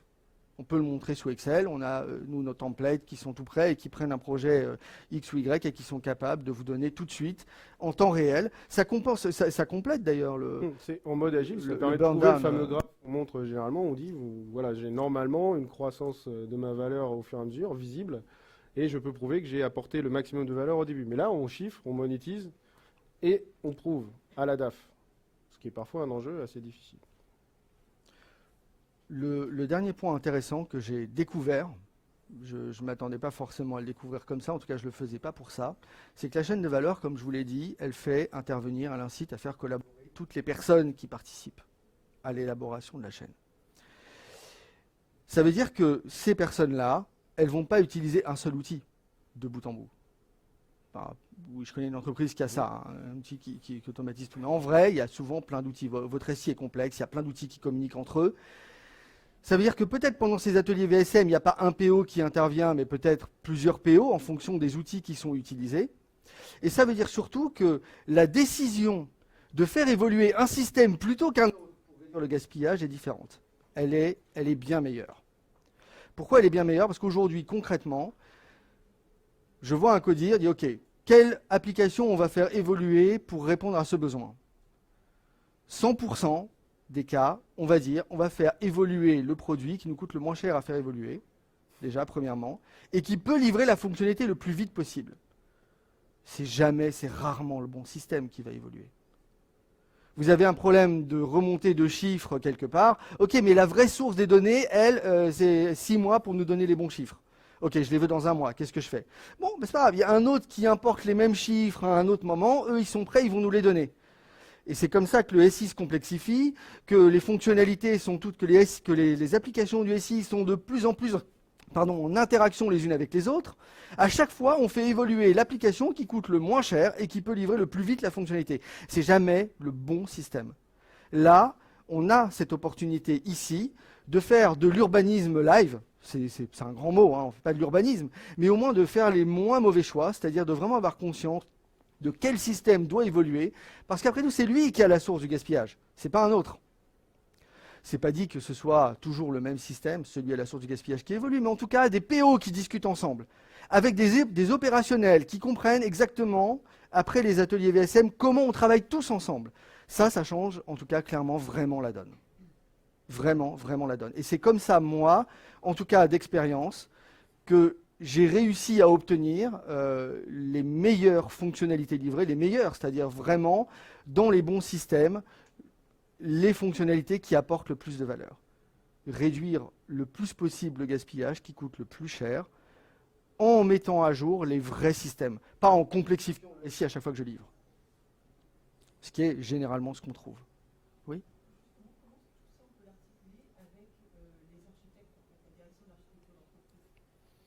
Il n'y a rien dans tout projet, et peut-être que le VSM, les ateliers VSM, on peut les inclure dans un projet, on va le voir après, il n'y a rien qui empêche, bien au contraire, d'avoir un sponsor. Et là, c'est plus qu'un sponsor, en plus, ils sont censés connaître le SI et ils ont la carte. Donc, en tout cas, là, ici, l'architecte fonctionnel, plutôt que de faire des précaux en amont et d'analyser pendant 6 mois ce qui va se passer sur ce projet, ce qui est du gaspillage en tant que tel, puisque de toute façon le projet ne va pas suivre les précaux de l'urbanisme. Enfin, je n'ai pas vu un architecte fonctionnel qui ait été écouté, d'ailleurs ils sont tous en déprime. Très sincèrement, là l'idée, c'est, oui, il faut l'impliquer. L'idée n'est pas de toute façon l'idée du lean, même si la direction financière martèle cette idée assez régulièrement, sans le dire d'ailleurs parfois, mais l'idée c'est pas de virer les urbanistes, c'est pas de virer les architectes fonctionnels, l'idée c'est de les impliquer pour améliorer l'efficacité de ces ateliers. Eux savent qui impliquer dans ces ateliers VSM, qui il faut appeler. Et eux ont des réponses, parce qu'ils ont quand même analysé des choses, et eux ont des réponses qui vont permettre aux product owners de mieux analyser les vrais besoins et de rédiger du coup les vraies bonnes user stories allant avec les fonctionnalités qu'il faut vraiment développer. Donc il faut les impliquer.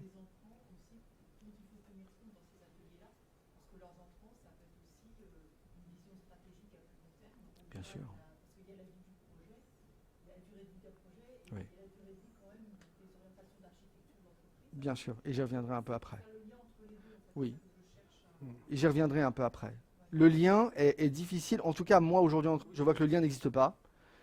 Donc le problème est là, je ne sais pas si j'ai la solution aujourd'hui, mais j'ai essayé quelque chose, je vous le présenterai, histoire de bien remettre promesses, enjeux, stratégie, avec les directions de l'IT. En tout cas, voilà, même fonctionnement que tout à l'heure, mais à un autre niveau, opérationnel, avec un ensemble de PO, les urbanistes, pour, du coup, faire évoluer le mieux possible le SI et les applications. Et faire travailler les équipes, du coup, de dev sur les vrais projets, les vraies fonctionnalités intéressantes. Je vais passer très vite sur un outil. Vous allez voir, si vous faites vos premières VSM, c'est pas facile. Très sincèrement, c'est pas facile. Qui est-ce qu'il faut impliquer? Où est le point de départ? Où est la fin de la stream map? Il y a un outil qui est très efficace pour démarrer, pour faire en fait le cadrage des ateliers VSM, c'est de travailler sur un outil SIPOC. SIPOC ou FIPEC en français, en gros, c'est Supplier Input, Process, Output, Customer. C'est faire la synthèse pour une chaîne de valeur donnée globale qu'on n'a pas encore identifiée complètement. C'est faire la synthèse de tous ceux qui nous demandent des choses. Tous ceux qui nous font travailler, en fait. Input, toutes les informations qu'ils nous donnent pour qu'on puisse leur répondre. P, le process, ça c'est l'initialisation, c'est ce qui sera à la fin la value stream map que vous allez élaborer. À la fin, les outputs, tout ce que la value stream map produit, et les clients qui sont directement intéressés par tout ce que vous avez produit. Donc, deux choses intéressantes sur cet outil, vous allez synthétiser tous vos demandeurs, tous vos clients, tout ce qu'on vous donne en entrée, tout ce que vous produisez en sortie. Vous allez pouvoir vous faire une première idée de tout ce qu'on vous donne pour rien, de tout ce qu'on vous donne pas mais que vous aimeriez bien avoir, de tout ce que vous produisez pour rien, de tout ce que vous aimeriez produire et que vous ne produisez pas. Parce que vous allez identifier ici, et là aussi ça doit être collaboratif avec un maximum de personnes, les clients pour lesquels vous travaillez. Donc ça c'est le premier point. Le deuxième point, un grand risque, je l'ai encore rencontré il n'y a pas très longtemps, c'est que très naturellement, une équipe va satisfaire les demandeurs. On travaille beaucoup trop pour cela, des fois. On travaille carrément pour cela. Enfin, moi, mon expérience. Et on oublie beaucoup qu'on travaille pour cela, qui doivent nous rapporter de l'argent ici. Donc, il y a des mecs qui nous demandent des fonctionnalités. Alors, si vous travaillez à toute petite échelle, pour une équipe agile, c'est le PO qui vous demande des choses. Ok, mais je ne vais pas satisfaire mon PO. Je veux satisfaire les personnes pour qui le PO travaille, avec qui le PO travaille. Qui sont ces personnes? Elles-mêmes, c'est des experts métiers. Est-ce que c'est vraiment elles que je veux satisfaire? Cet outil permet de faire comprendre à tout le monde que le focus, c'est pas là-bas, non, c'est ici. Et donc, quand on parle de optimiser la production de valeur, arrêter de produire de la non-valeur, produire des choses qui servent à rien, mon expérience après cet outil-là, c'est que très souvent, tout ce qu'on a produit pour rien, c'est ce qu'on a produit pour les mauvaises personnes. C'est ce qu'on a produit pour ceux qui nous demandaient. Qui pensaient, c'est logique, ils ne vont pas nous planter parce qu'ils veulent exprès nous faire développer des fonctionnalités qui ne servent à rien, ou nous orienter dans des sujets qui ne servent à rien, mais ils imaginent parfois qu'il y a des choses qui seraient bonnes à développer et qui ne sont pas en fait réellement utiles. Donc cet outil-là, avant de faire les VSM, si vous sentez que ces ateliers sont compliqués, il vous permet déjà de dégrossir le terrain. Donc FIPEC, c'est la version, si vous avez entendu, si vous entendez FIPEC ou SIPOC sur Internet, vous cherchez ça, vous verrez, c'est la même chose, c'est fournisseurs pour le F, intrants, processus, les extrants et les clients. Voilà, cet outil, je le fais souvent quand je sens qu'on est en train de satisfaire plus les demandeurs que les clients. Et on peut voir les allers-retours. Oui. Entre différents clients. Il a grand mérite de clarifier client-fournisseur et de rappeler l'approche agile user-centrique. Satisfaire les besoins utilisateurs. Ok, donc là on a vu les gains liés au déploiement de l'agilité. On a essayé d'éclaircir avec quelques méthodes qui permettent de vraiment calculer le ROI d'un projet, le break-even, sa valeur actuelle nette, toujours en passant par des ateliers simples non, qui seront, je l'espère, simples à un moment pour vous et naturels, de value stream mapping. Dernier sujet, je crois, le sujet de l'amélioration continue, où là aussi les deux visions sont complémentaires. Donc l'amélioration continue. Je suppose que si vous faites de l'agile, vous avez un processus d'amélioration continue en place. Rétrospective systématique, rétrospective à la demande, rétrospective identifiée, post-mortem. Parfois, on fait aussi des pré-mortem, ça c'est assez rigolo, je fais un petit écart. On essaie de trouver ce qui va tuer notre projet au départ, c'est plus dans les cadrages. Mais voilà, on essaie de se réunir pour s'améliorer dans notre façon de travailler ou techniquement pour améliorer les choses. Ce que j'ai constaté dans les différents projets ou les différentes équipes que j'ai accompagnées, à l'échelle des équipes, de l'IT, arrive toujours un moment, parfois dans la désillusion d'ailleurs, dans le creux de la désillusion, on dit non mais la rétrospective elle sert à rien. C'est le bureau des pleurs, les solutions ne sont pas chez nous, etc. Avant d'aller taper à la porte des petits copains pour leur dire est-ce que tu peux pas essayer de t'améliorer ici de ton côté, il faut essayer de franchir un cap encore avec l'équipe où on va essayer d'utiliser d'autres outils un peu plus avancés. Donc ça c'est, quelqu'un connaît? Où est-ce que j'ai été piqué cette carte là? C'est où? Ouais, c'est Spotify. Je ne sais pas si c'est Kniberg directement, mais voilà, c'est une carte du Health Squad.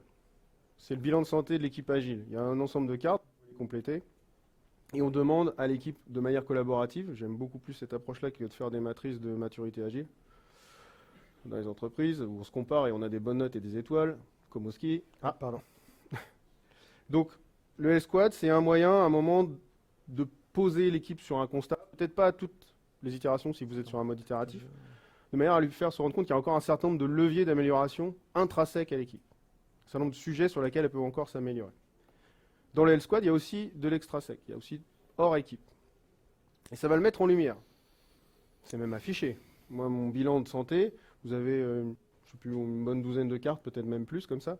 Il était visible avec des feux verts et des feux rouges qui indiquaient où on était. Il y en a un, on est des pions sur l'échiquier. Quand vous avez une équipe qui est comme ça fait peur. Pour une équipe qui est censée être auto-organisée, etc., responsabilisée, par exemple, c'est rendu visible. Ça peut choquer, ça peut, voilà. Mais l'objectif est de faire réagir comme la plupart des radiateurs d'information. Donc ça, c'est un levier déjà dans l'amélioration continue si vous avez une équipe qui commence un peu à se lasser. Un autre levier très puissant du management 3.0, c'est de les faire sortir de leur zone de confort. Là, vous avez une équipe qui tourne bien, qui tourne plutôt bien, on est plutôt sur la phase, on va dire, presque flat de l'équipe, qui a une prédictibilité qui est bonne, qui livre régulièrement des fonctionnalités en prod. Voilà, on commence à lui dire, bon, ce serait pas temps d'aller expérimenter des nouvelles choses, d'arrêter des choses, de commencer des choses, etc. Et on leur propose une approche sur cette grille de management 3.0 pour faire un bilan sur ce qu'ils ont pu rencontrer. Et des fois, ils ont eu de la chance, par exemple. Ils ont fait des erreurs et ça a été un succès. J'ai livré par erreur une fonctionnalité trop tôt. Wow, elle a eu un effet génial en prod. J'ai plein de retours positifs, super. En général, on est plutôt dans le rouge. Hein. J'ai livré un truc, ça a fait planter une part de l'appli, c'est une catastrophe. Bon, voilà. On essaie de tirer un bilan, mais on peut aussi l'utiliser sur les aspects amont, success. Donc ça, c'est la Celebration Grid, pour ceux qui ne connaissent pas, et qui peut être un élément à utiliser en rétrospective avec vos équipes quand elles commencent à être en zone de confort, on va dire. S'ils ont tous leurs post-it par là, par exemple, c'est qu'ils sont en zone de confort. Il faudrait peut-être essayer de les faire aller par là, leur faire proposer des choses, ce genre de choses. Allez voir ce que raconte la Celebration Grid dans le Management 3.0. Quelques leviers. Voilà. Je ne vous les raconte pas maintenant, comme ça je vous oblige à aller voir si ça vous intéresse. J'espère vous avoir donné envie d'aller voir ça. En tout cas, l'idée, c'est un peu bousculer son équipe et de lui faire se rendre compte qu'elle est en zone de confort pour qu'elle aille expérimenter de nouvelles choses. Néanmoins, une fois qu'on a fait ça, qu'on a changé 15 fois de forme de rétrospective, qu'on a abordé le problème sous tous les angles possibles, etc., il arrive qu'on commence à buter sur un certain nombre de sujets qui ne sont pas intrinsèques à l'équipe, qui sont plus hors de l'équipe, où il va falloir peut-être faire bouger les murs. Et pour ça, on est parfois, en tout cas nous, Scrum Master, désarmés. J'ai encore des équipes qui me demandent de fournir un certain nombre de choses en entrant. J'ai des cadrages qui durent 6 mois et moi je mets 3 mois à sortir les fonctionnalités. Il y a peut-être quelque chose à faire au niveau du cadrage. Peut-être déborder de ma zone d'activité par rapport à ce que je fais sur la captation du besoin. J'arrive seulement à livrer tous les trimestres. J'ai encore une livraison trimestrielle. J'ai automatisé tous mes process moi pour mettre un livrable à disposition hyper rapide, je livre à chaque sprint. Sauf que la vraie MEP, elle n'a pas lieu à chaque sprint. Est-ce que je ne peux pas essayer de faire un pas côté de la prod? Et là, je suis encore qu'à l'IT, sauf peut-être pour le besoin dans certains cas, suivant vos organisations. Donc voilà, donc l'amélioration continue, quoi qu'on en dise, à une certaine échelle, on reste dans la micro-optimisation. à l'échelle d'une équipe IT.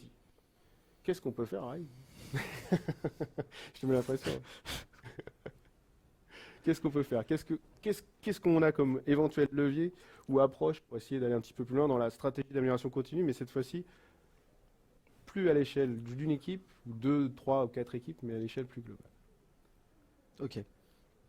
Alors, l'amélioration continue, telle que c'est précisé dans l'agilité, trouve sa source dans le Lean. S'améliorer continuellement. Le Lean propose depuis le professeur Deming, même si c'est pas, je crois, lui vraiment l'inventeur de ça, en tout cas c'est lui qui l'a popularisé, la roue de Deming, le PDCA, le Plan Do Check Act. Comment est-ce qu'on va mener de mini-projets d'amélioration continue, et l'agilité préconise de ne pas faire de révolutions transcendantes qui vont mettre 6 mois à se mettre en place, qui vont nous coûter très cher avant d'obtenir des gains. Il préconise vraiment de l'amélioration continue, mais de proche en proche. On améliore au fur et à mesure et on mesure les résultats. Le Six Sigma propose, elle, une manière un peu différente de pratiquer l'amélioration continue. Pour elle, l'amélioration continue, c'est un projet à part entière. C'est un chef de projet, alias le Green Belt en général, et c'est des équipes qui vont intégrer ce projet à temps partiel et qui vont travailler dans un cadre qui est très très structuré. Le projet DMAIC d'amélioration vu par le Six Sigma, c'est un projet donc sur un mode itératif incrémental. C'est 5 étapes, c'est des copiles, c'est un sponsor, c'est un leader de déploiement qui va vérifier que les améliorations qu'on a créées ensemble pendant ce projet vont être déployées. C'est l'implication du contrôle de gestion pour vérifier vraiment sur le terrain les gains obtenus par l'amélioration, par les améliorations déployées. Alors en réalité, moi, avant de découvrir le DMAIC, je faisais que du PDCA. Plan, Do, Check, Act. Je regarde la situation, je l'évalue, quels sont tous les problèmes qu'on peut rencontrer. Souvent en ligne, on parle d'efficacité, donc pourquoi pas on mesure de l'efficacité ici. D'où on essaye de commencer à raisonner sur des solutions potentielles qui vont nous permettre de résoudre des problèmes. Et le check, on va déployer ces solutions, commencer à mesurer les gains. En général, on fait ça sur des périodes relativement réduites, sur quelques mois. Et acte, on décide, est-ce qu'on garde l'amélioration, est-ce qu'on ne la garde pas? Est-ce qu'on la garde et on la déploie à plus large échelle? Est-ce qu'on la garde pas, est-ce qu'on la jette, on essaye autre chose? Alors, pourquoi est-ce que je suis passé au DMAIC maintenant? C'est parce que finalement, si je reprends ces 5 étapes, alors l'objectif est exactement le même. Les activités que vous allez mener dans un DMAIC sont quasiment toujours les mêmes que celles menées dans le cadre d'un PDCA standard. Mais si vous regardez en gros les 3 premières étapes du DMAIC, c'est tout ce qu'on fait en plan du PDCA.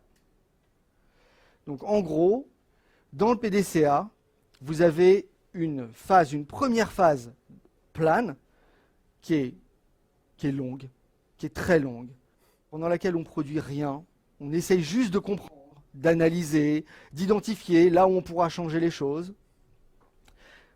Le management est derrière vous, ils sont très en attente de quelque chose, ils vous poussent, bon, ça est à analyser. Tu vas analyser combien de temps là? Ça y est, c'est analysé. Alors les solutions, c'est quoi? Tu me proposes quoi? Tu me présentes.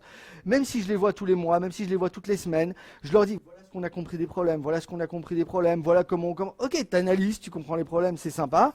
Les solutions sont où? Je les veux, ces solutions. Dans le DMAIC, l'avantage, c'est que les choses sont amenées étape par étape. Chaque étape nous permet de nous rapprocher de la solution. Chaque étape peut d'ailleurs être, en fin de chaque étape, l'objet de proposer des quick wins, parce qu'on a trouvé des choses qui peuvent être testées immédiatement, donc pourquoi ne pas les tester? Outre le DMAIC, le Six Sigma propose une organisation de programmes d'amélioration continue, avec un sponsor. Moi, j'ai jamais eu de sponsor sur des PDCA. C'est moi qui veux faire un PDCA, je vais essayer de fédérer, je vais essayer d'amener les choses. Là, il y a le responsable de programme, c'est un black belt. Il y a le sponsor, celui qui finance le programme. Encore une fois, on a le leader des déploiements qui va vérifier que ce que vous avez déployé sont des bonnes solutions. L'idée quand même, à la fin, comme dans le check du PDCA, c'est d'arriver dans le contrôle du DMAIC selon moi, alors c'est pas écrit dans la méthode Lean Six Sigma, normalement on fait pas ça, mais moi je le fais et je trouve ça pas mal. Je déploie un pilote. J'essaye sur une équipe. Et je vais mesurer à 3, 6, 9, 12 mois les gains obtenus. C'est-à-dire que je prends le temps. Donc on veut des résultats très rapides, mais mon expérience, c'est que c'est pas si facile que ça de mesurer quand on est, non pas au niveau de l'équipe, mais au niveau de l'organisation, cette fois-ci, de mesurer les gains obtenus. Parfois c'est très facile, parfois c'est plus dur, en tout cas il faut se laisser le temps. L'avantage d'une telle démarche, c'est qu'on va prendre du temps à formaliser l'objet du projet. C'est quoi son mandat? Qu'est-ce qu'on veut améliorer?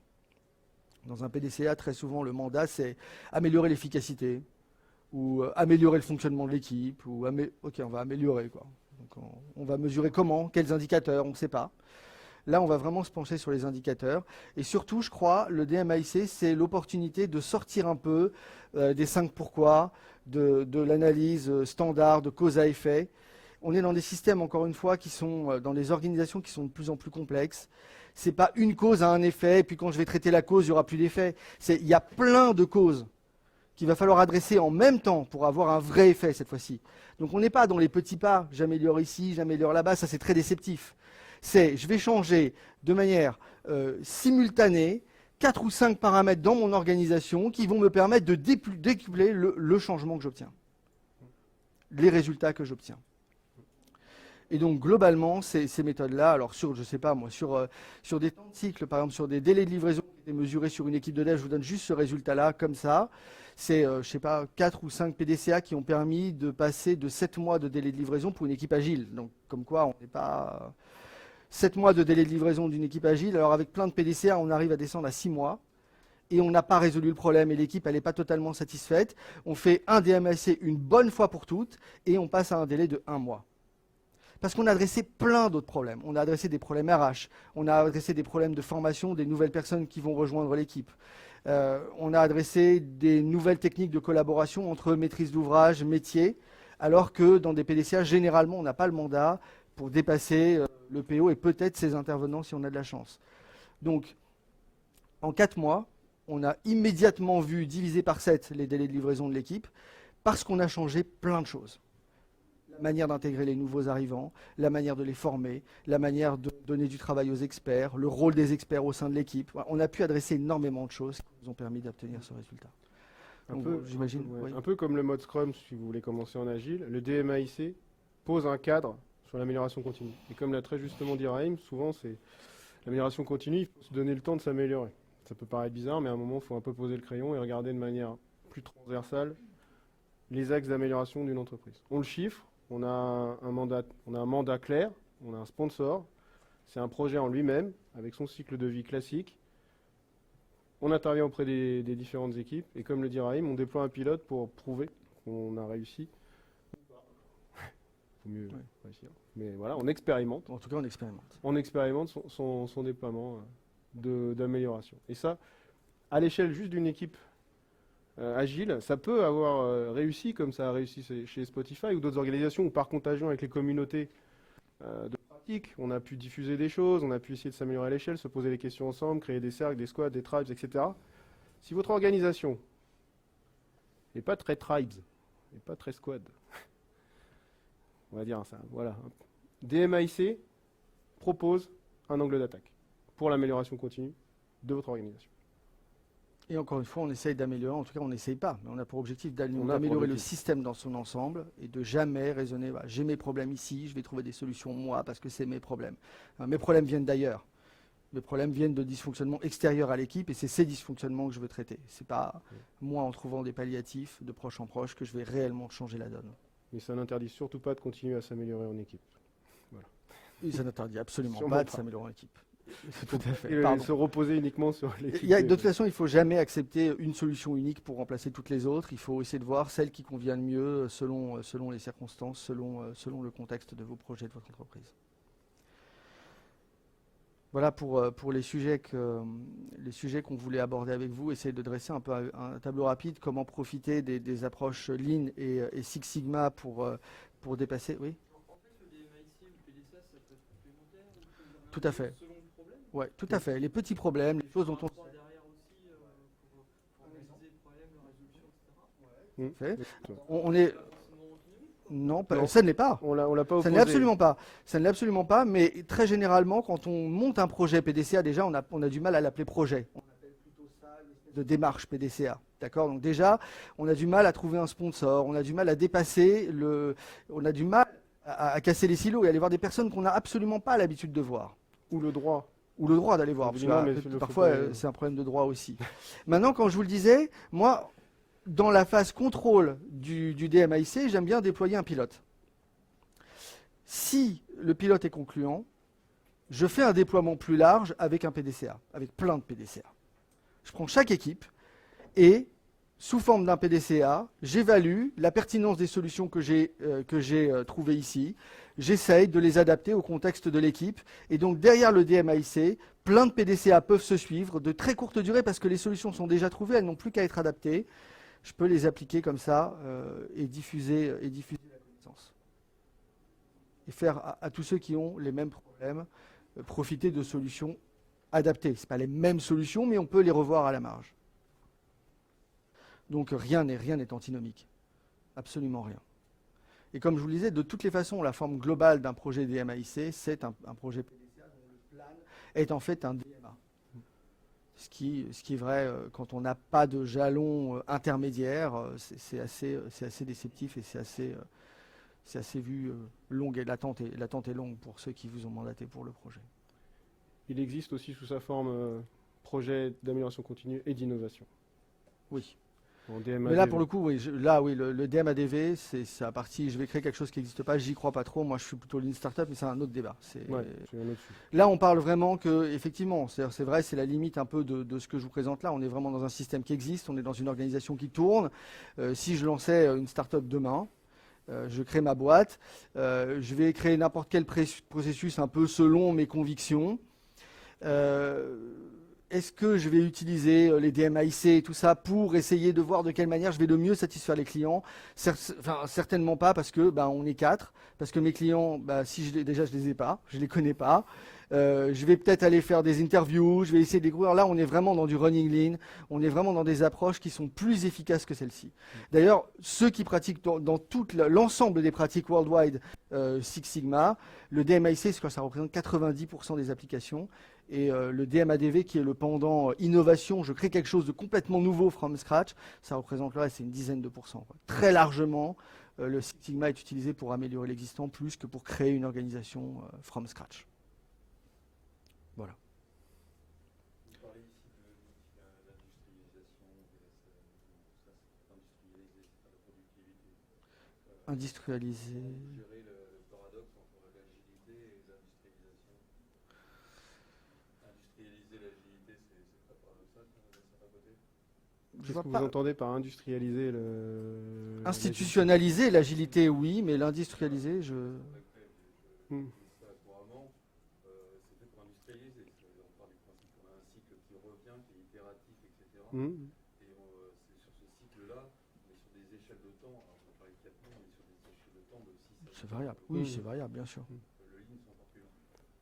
Donc, le projet agile, vous vous rendez bien compte que la durée est généralement un peu plus faible.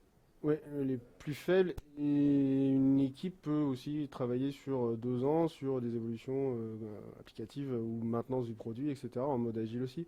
Maintenant, là, cet outil-là, il est un peu pour dépasser juste la gestion de projet agile. La De- capacité d'agilité, enfin, moi, ce qui m'intéressait Hmm. Oui. dans ma boîte pour l'agilité, Hmm. c'est la capacité justement à fédérer des énergies pour être, bon, pas original, mais à chaque cas de figure, on fait quelque chose qui est adapté. Mhm. L'industrialisation, c'est juste l'opposé de ça. Ça veut dire que quoi qu'il Ah, arrive, j'ai compris. si on peut faire- Exactement la même solution pour tous, c'est ça, industrialisation, parce que j'ai du mal. Ouais, la permis, la fourdeté. Ouais. Pour tout le monde et la même boîte. Non.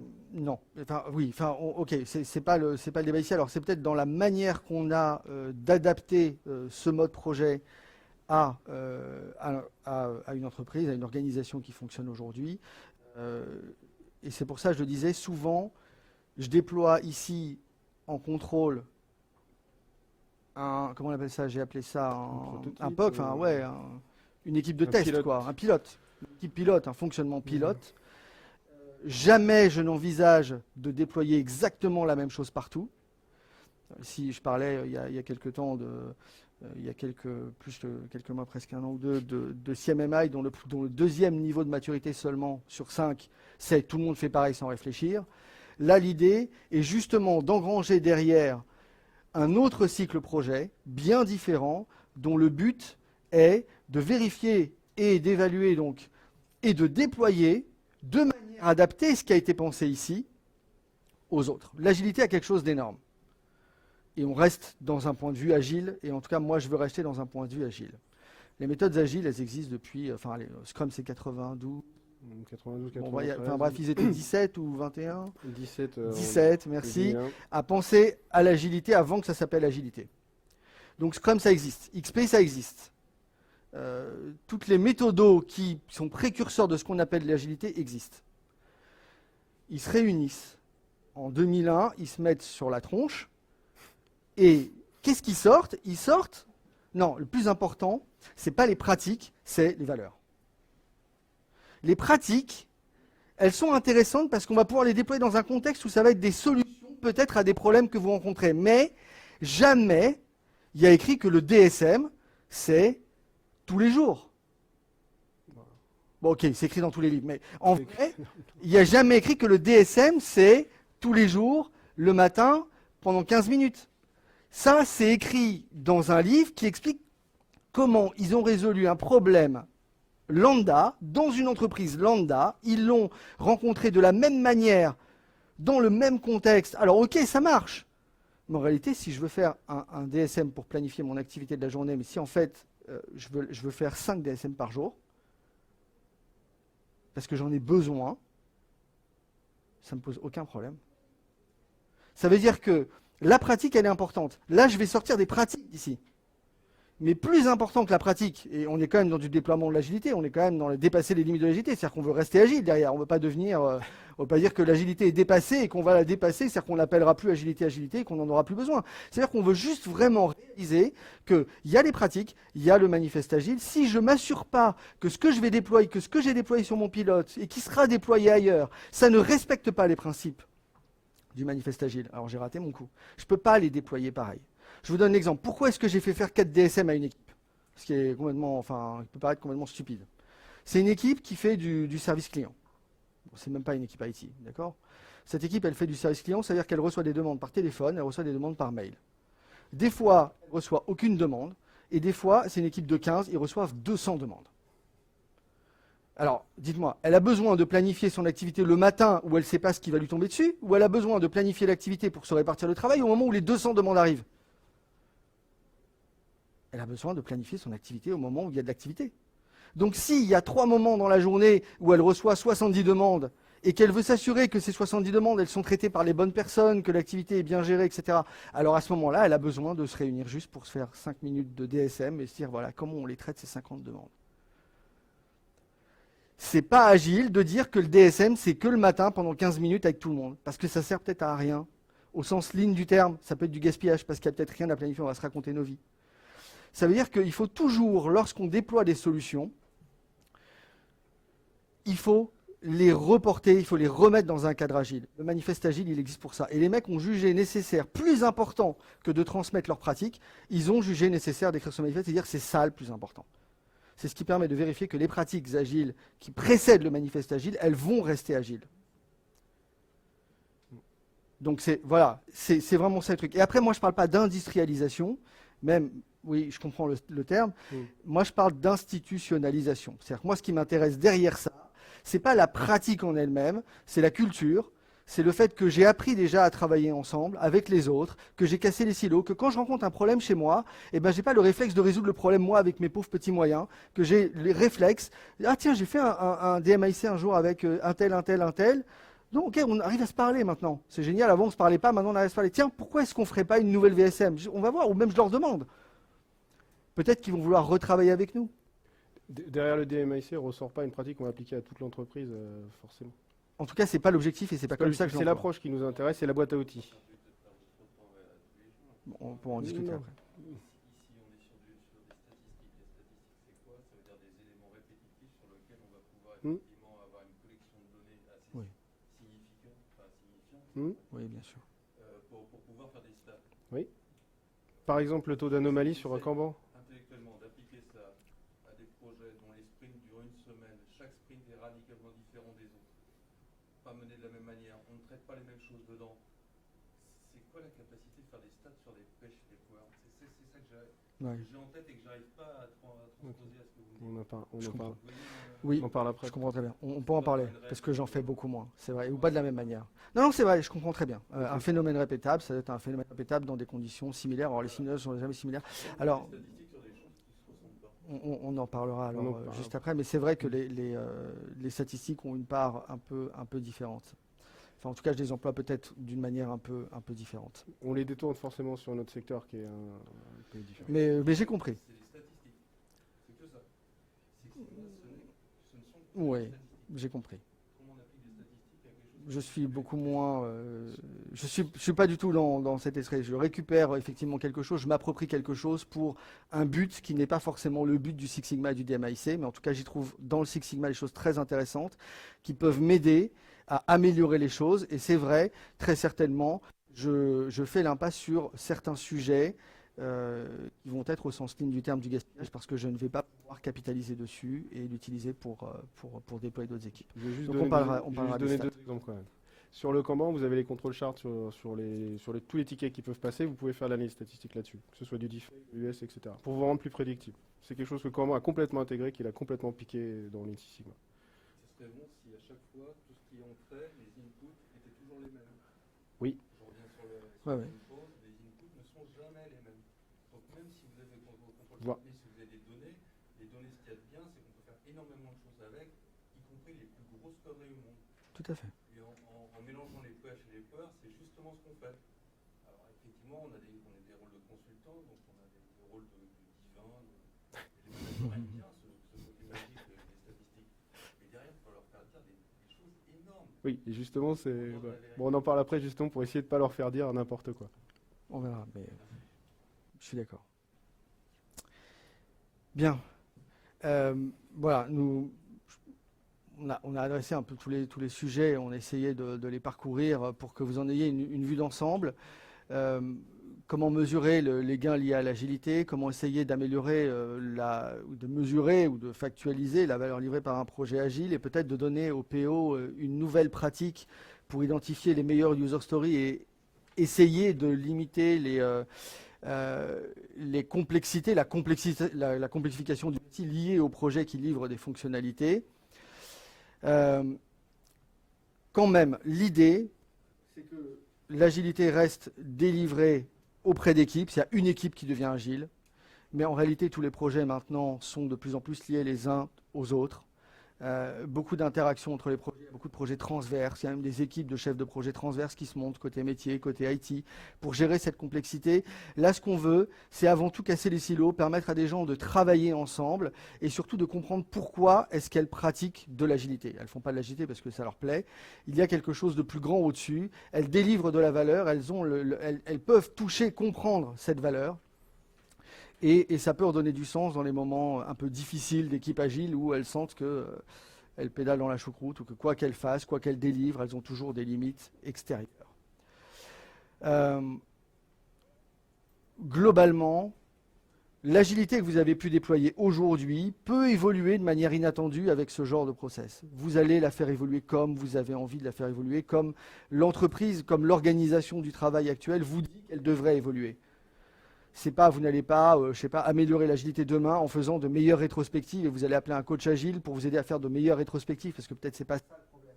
Vous allez tous vous réunir, travailler ensemble pour voir d'où viennent les vrais problèmes, les identifier sous forme de gaspillage et du coup, là on fédère, là on travaille ensemble, là on commence à travailler ensemble. Certaines équipes avec lesquelles j'ai travaillé au niveau des codiers me disent « Ah là je sens qu'on commence à avoir une culture agile ». Parce que les gens, les équipes travaillent ensemble. Il y a un problème, mais ce n'est pas le problème d'une équipe, c'est le problème de l'organisation, c'est le problème de 4 équipes. À chaque fois qu'il y a un problème, maintenant, elles se réunissent pour essayer de le résoudre. C'est quelque chose qu'elles n'avaient pas constaté avant. Je trouve le changement de culture plus intéressant, en tout cas, que directement les pratiques qui sont déployées. Et enfin, globalement, et ça, c'est juste quelque chose que je vais essayer. Je ne l'ai pas essayé, mais ça fait du sens. Enfin, en tout cas, pour moi, je vois bien le Lean Six Sigma et l'agilité, d'ailleurs, plus comme des outils portés par la DRH que par la direction financière en général. Je pourrais m'expliquer, c'est un long sujet. Il y a beaucoup chez les personnes qui participent à des projets Six Sigma ou dont les entreprises montent des projets Six Sigma, il y a toujours la crainte de « Ok, à quoi je vais servir? On va peut-être me dire que je ne sers à rien. » Il n'y a pas de plan de carrière derrière. Il n'y a rien. On ne sait pas ce que je vais devenir. Alors, il y en a certains qui disent bon, bah, si vous supprimez votre poste, vous êtes promu. Mais ça veut rien dire. Je supprime mon poste. Quoi qu'il arrive, à chaque fois qu'on améliore les choses, on ne peut pas s'empêcher, quand on ne l'a jamais fait, donc pour la première fois, on ne peut pas s'empêcher de dire ah, peut-être mon poste va servir à rien après. Peut-être qu'on va découvrir que ce que je fais ne sert à rien. J'aurai moins de travail. Pour la plupart des personnes avec lesquelles j'ai travaillé en entreprise, c'est très difficile. Et j'ai rencontré un DRH il n'y a pas très longtemps dans une très grosse boîte. On va voir ce que ça porte comme fruit, mais on essaye de réfléchir ensemble à une idée de mettre le Lean Six Sigma et l'agilité au service de la marque employeur, des sujets beaucoup plus larges, au service du bien-être des collaborateurs, parce qu'après tout, travailler sur des choses qui ne sont pas intéressantes, parce que ça n'a pas de valeur, je ne pense pas que ça motive quiconque. Donc, essayer de travailler l'employabilité, essayer de raisonner avant que les postes soient supprimés, si jamais des postes devaient être supprimés, mais qu'on se projette, DRH, COMEX, CODIR, sur des grandes stratégies qu'on va pouvoir mettre en œuvre. Parce que ces personnes qui font des choses inutiles aujourd'hui pourront faire des choses très utiles demain, qu'on n'a pas idée qu'on ferait. Voilà, c'est des sujets. Je ne vous dis pas c'est une réussite, je ne dis pas il faut absolument faire ça, mais à un niveau organisationnel, au moins avec un DRH sur Terre, je sens que le message passe un petit peu, qu'on peut parler employabilité, marque employeur, fidélisation des collaborateurs, attraction des talents, parce qu'on est en train de changer la culture et parce que finalement, l'amélioration continue, c'est plus au service du bien-être général et de la satisfaction, non pas simplement des clients, mais des collaborateurs, des investisseurs, des comités de direction. Tout le monde doit être satisfait d'une démarche, sinon on ne peut pas impliquer tout le monde. Donc voilà, cette dernière chose, j'écrirai sûrement un petit quelque chose sur le blog pour vous dire un peu comment ce sujet avance. Pas mal de sujets et beaucoup de questions de votre part. Voilà, je pense que, en tout cas, donc si vous avez encore des questions, on peut encore y répondre. On est à votre disposition. Pour nous, l'agilité est la forme la plus lean de gestion de projet en entreprise actuellement. Parfois juste à l'échelle d'une équipe, 2 équipes, 3 équipes. Essayons d'aller un petit peu plus largement dans l'approche lean à l'échelle d'une organisation. Voilà. C'était le sujet.